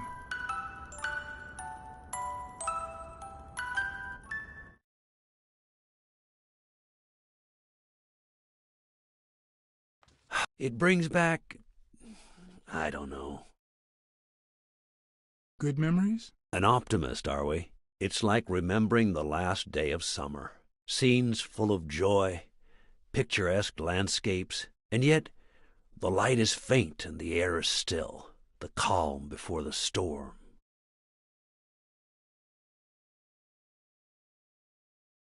I know that feeling.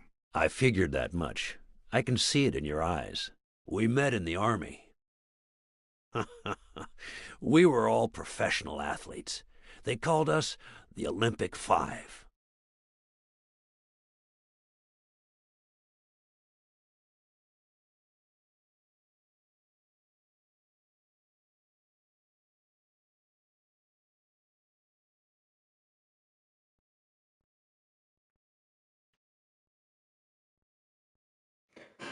guys. I'll be right back.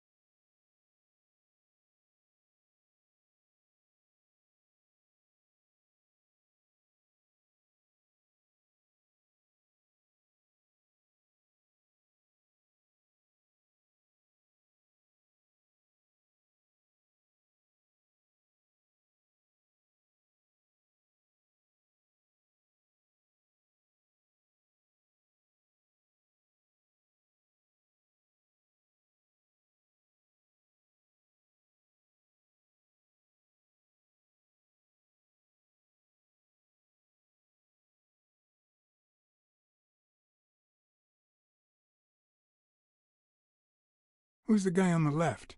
Ah, Viktor Sukovsky, the athlete. You've probably heard of his medals. What about you? I had just signed with the Milestones. I hadn't even played my first game, but people said I had a bright future ahead of me. And you did. The cop at the hospital sure seemed happy to be the proud owner of a Tim Ironarm Thorpe autograph. Who would have thought that I'd end up becoming Tim Iron Legs Thorpe? What happened? I fought the Nazis for 2 years, up there in the sky, over Europe. And I never set foot in a field hospital. 3 years later, I crossed the street without looking. And look at me now.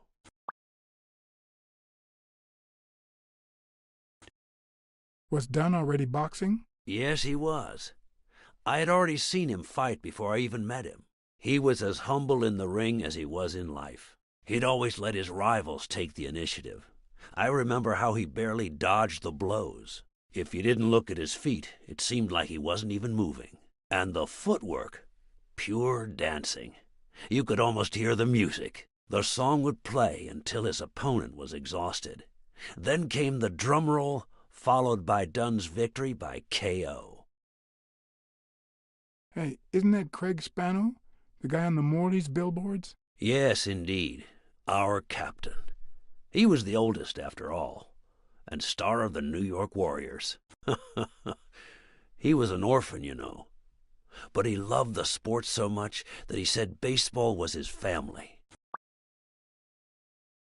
Who's the guy on the right? Angus Mitchell, our combat medic, and a doctor with the New York Warriors, which is how he met Spanow. It was Spanow who got him assigned to our platoon. What happened to all of them? Zukovsky died the same day they injured Dunn.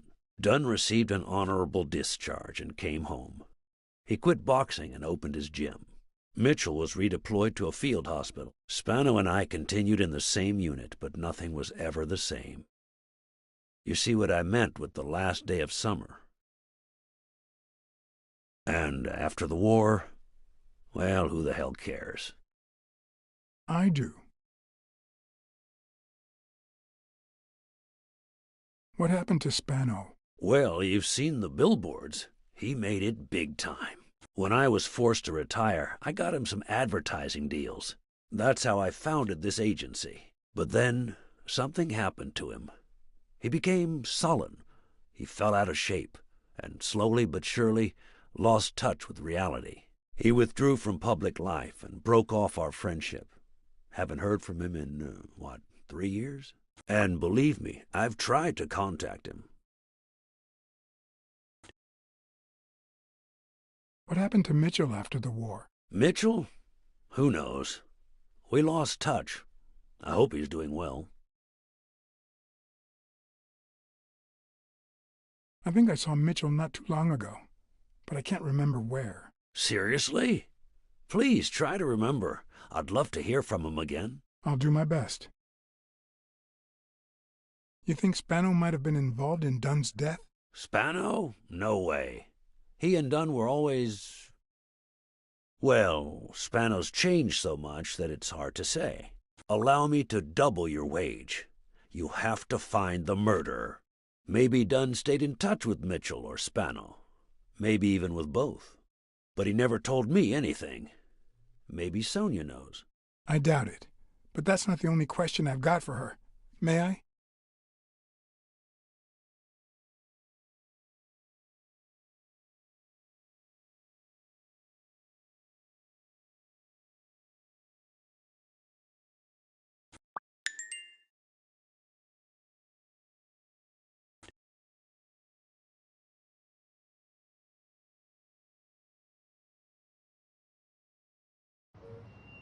Yes?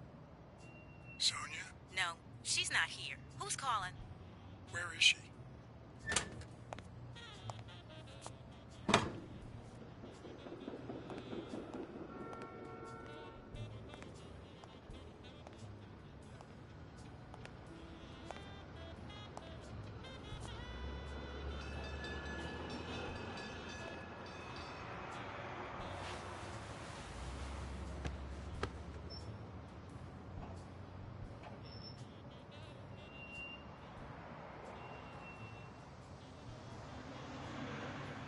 You know, it's dangerous.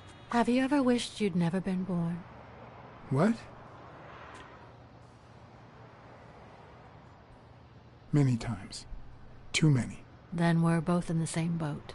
First time was right after moving to New York. I hated my mother. She was the reason we moved from the countryside and the smell of freshly mowed grass to this dirty city and the smell of medicine. Her medicine. The second time was after she died. I hated myself for having hated her before, for not having loved her enough.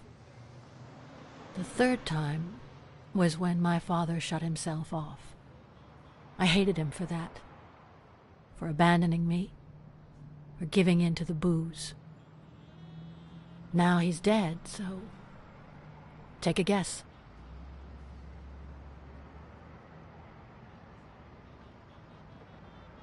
You've realized just how much you really loved him. I guess so. But that's not the worst of it. The problem is I don't know how to live without hating him. Over the last few years, everything I've done was meant to push my father far away. To avoid being like him. To avoid making his same mistakes. Without him, I just don't know who I am. And you won't even let me hate Bobby, which might actually help me.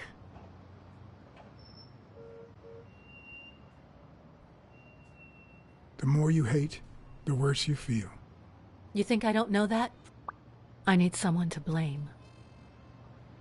Without that someone, I have only myself to hate.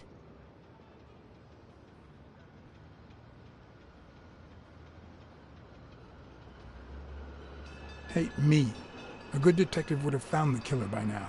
That's nonsense. You've already come so far. I'm sorry I haven't been a little more grateful. In any case, you shouldn't hate yourself. You are... No, you have such good qualities. You're kind, smart, and beautiful. Are you really trying to flatter me now? No, Seriously, I didn't mean to... Sorry. Anyway, can we just drop the subject? Did you go to my father's apartment? Yes. The thief went there before coming to the gym, which leads me to believe he didn't find what he was looking for. And what was he looking for? That's what I intend to find out, with your help.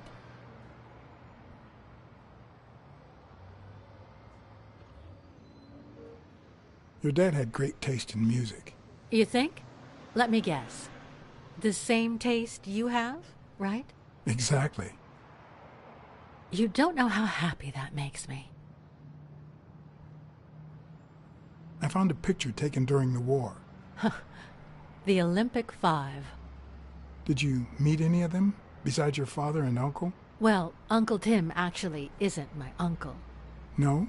He and my father loved each other like brothers. Did he tell you that he saved his life?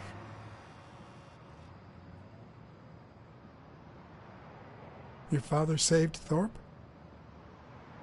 They were flying over Brittany in a 3-unit fighter plane. Zukovsky was the pilot, my father was the co-pilot, and my uncle manned the machine gun. Suddenly, enemy fire killed Zukovsky and injured my father, which is why he never boxed again. My uncle jumped out of the gun turret, ran to the cockpit, and managed to pilot the plane to safety. Oh, the times my father told me that story. And now...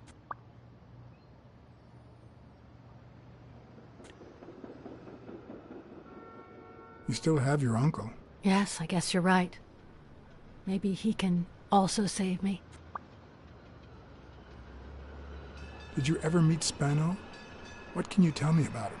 I think I saw him once, but I was just a little girl. I think my uncle turned him into a star. That was a long time ago.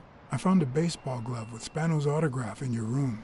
Oh, I've never seen it. My father must have put it there, although I don't remember him having a signed glove. Did you ever meet Mitchell, the doctor? Mitchell? The lizard? No, never. Why? Oh, nothing. I think I've seen him somewhere.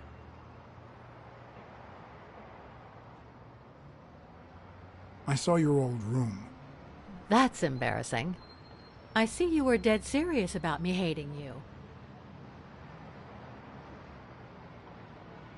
Did the abacus inspire you to dabble in finances? The most useful gift anybody has ever given me. A gift from your father? From my Uncle Tim.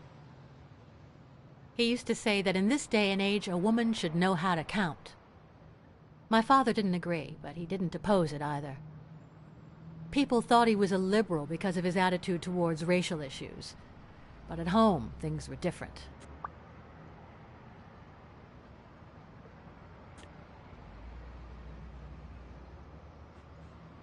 It's odd that there are practically no toys or memories of your childhood in the room, except for a small music box. That box? It might just be my last happy memory.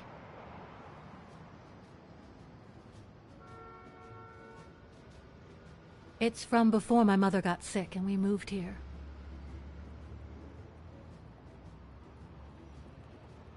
I loved reading stories about pirates. So my father drew a treasure map for me. I searched the whole house, one clue at a time. It led me to this enormous tree in the yard where Daddy had put up a tire swing. X marks the spot, so I dug to find my treasure.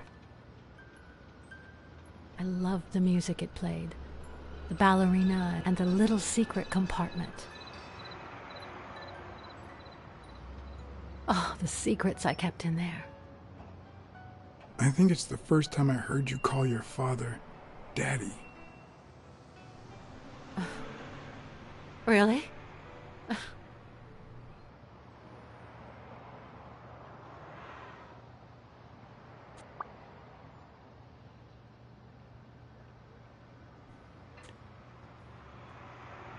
I'm also a fan of Frank Papalia.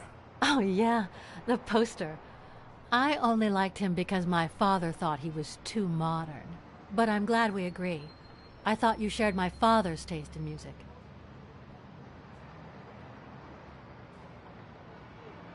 Are you cold? A little. Maybe I should go.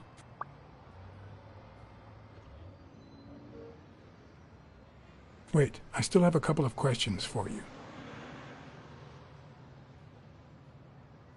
Your father sold his apartment. The new owners move in 2 weeks. What? I'm sorry. I think he used the money to buy a new place with Mary Purnell. The letter you're holding explains the rest. I wish I'd had the chance to talk to her. Well, I think you've already answered all my questions. It's about time. I thought you were waiting for me to freeze out here.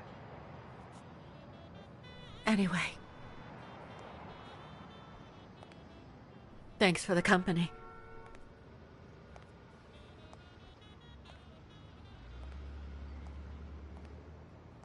Sonia, thank you. Aren't you coming?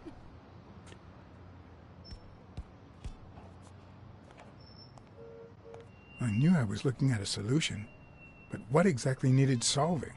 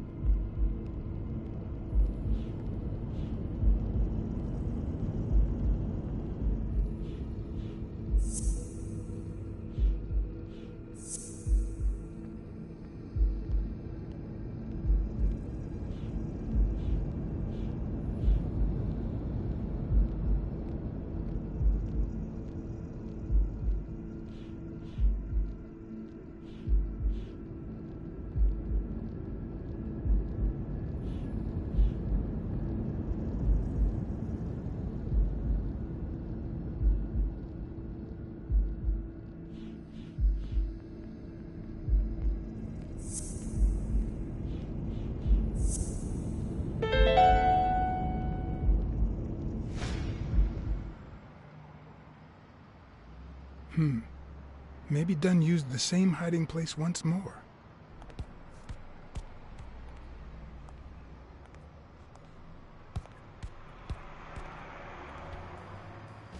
I'll never understand why detectives and criminals bluster while they fight each other in the pictures.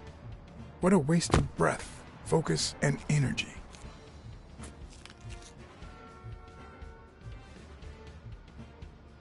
Personally, I prefer to save my breath for the final roar.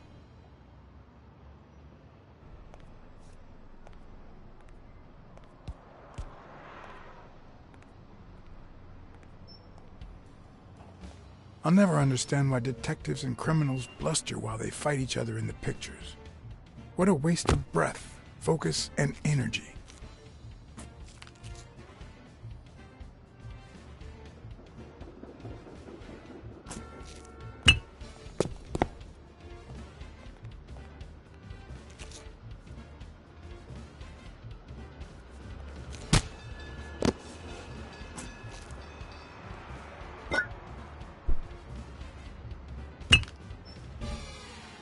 Man, I pressed left on that. That's bullshit. I fucking spammed it, man. I spammed it.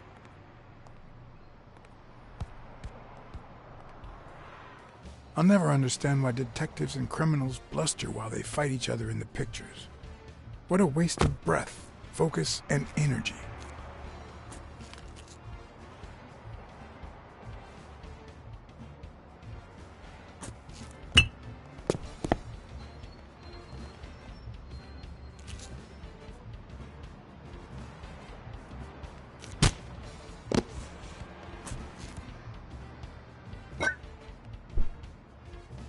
It's not the lack of credibility in the screenplay that bothers me.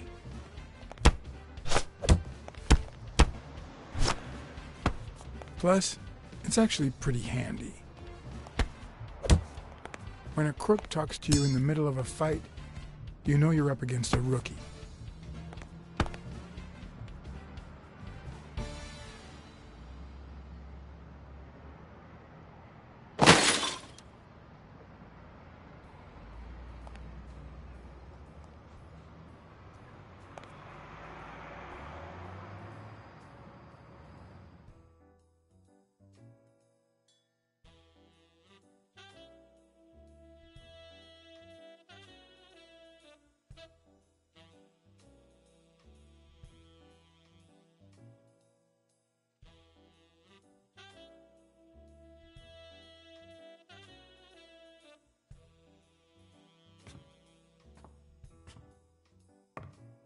What did they say? Nothing serious. I lost another one of my 9 lives. Oh, this hurts. Got many left? I'm in the red.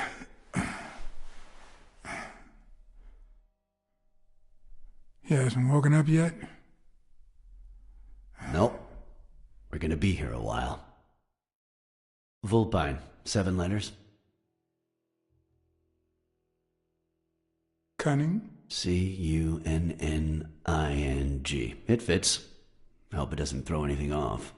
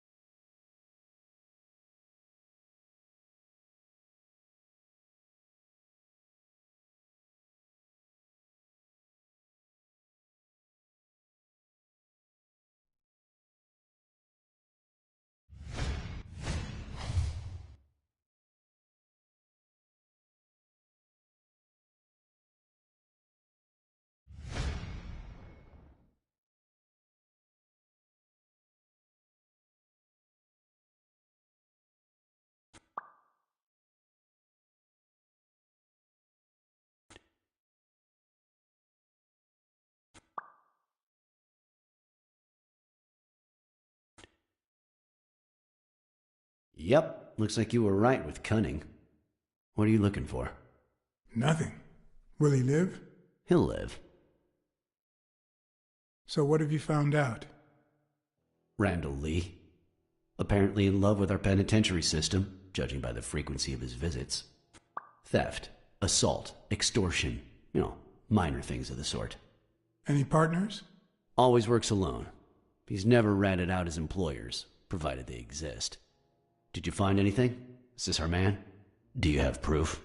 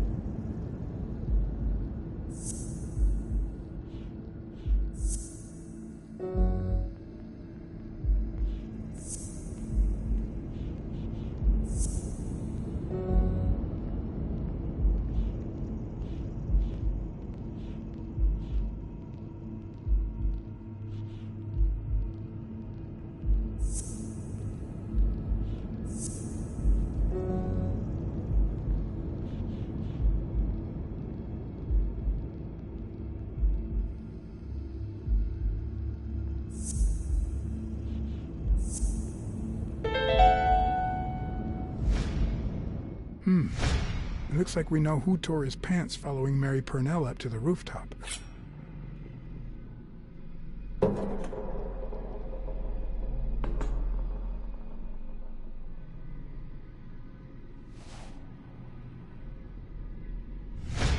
His pants have a tear in them. I found a piece of that same fabric at the gym, on the stairs that lead to the rooftop where we found the second body. Makes sense, but how many pairs of ripped pants are walking around New York City? I don't call that evidence.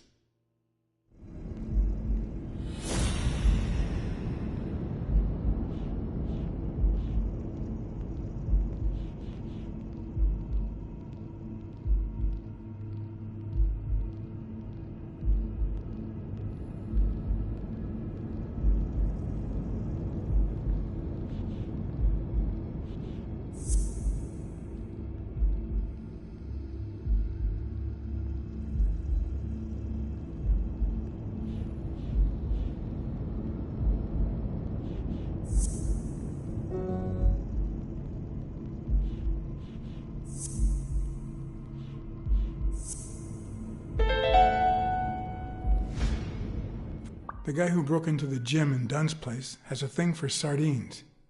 Did you smell his breath? Right, because there's only one sardine fanatic on this side of the Hudson. I need something more.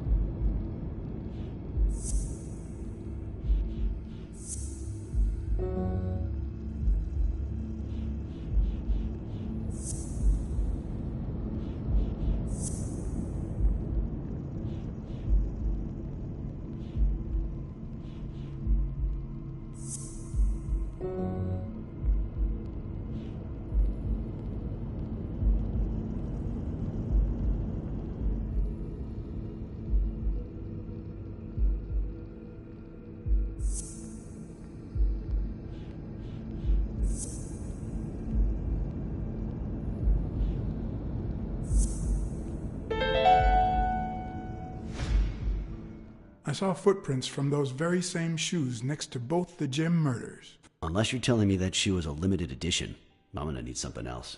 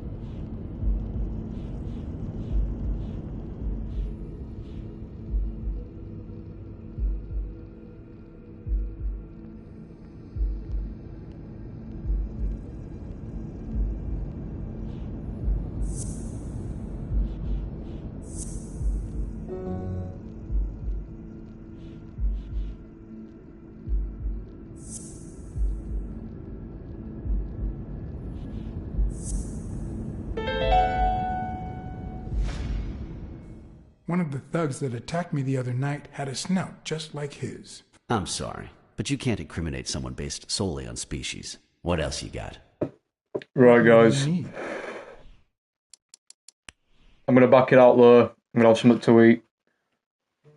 Nearly 3 hour live. Drop that like. Hope you enjoyed, guys. Probably the next live we'll finish the game off.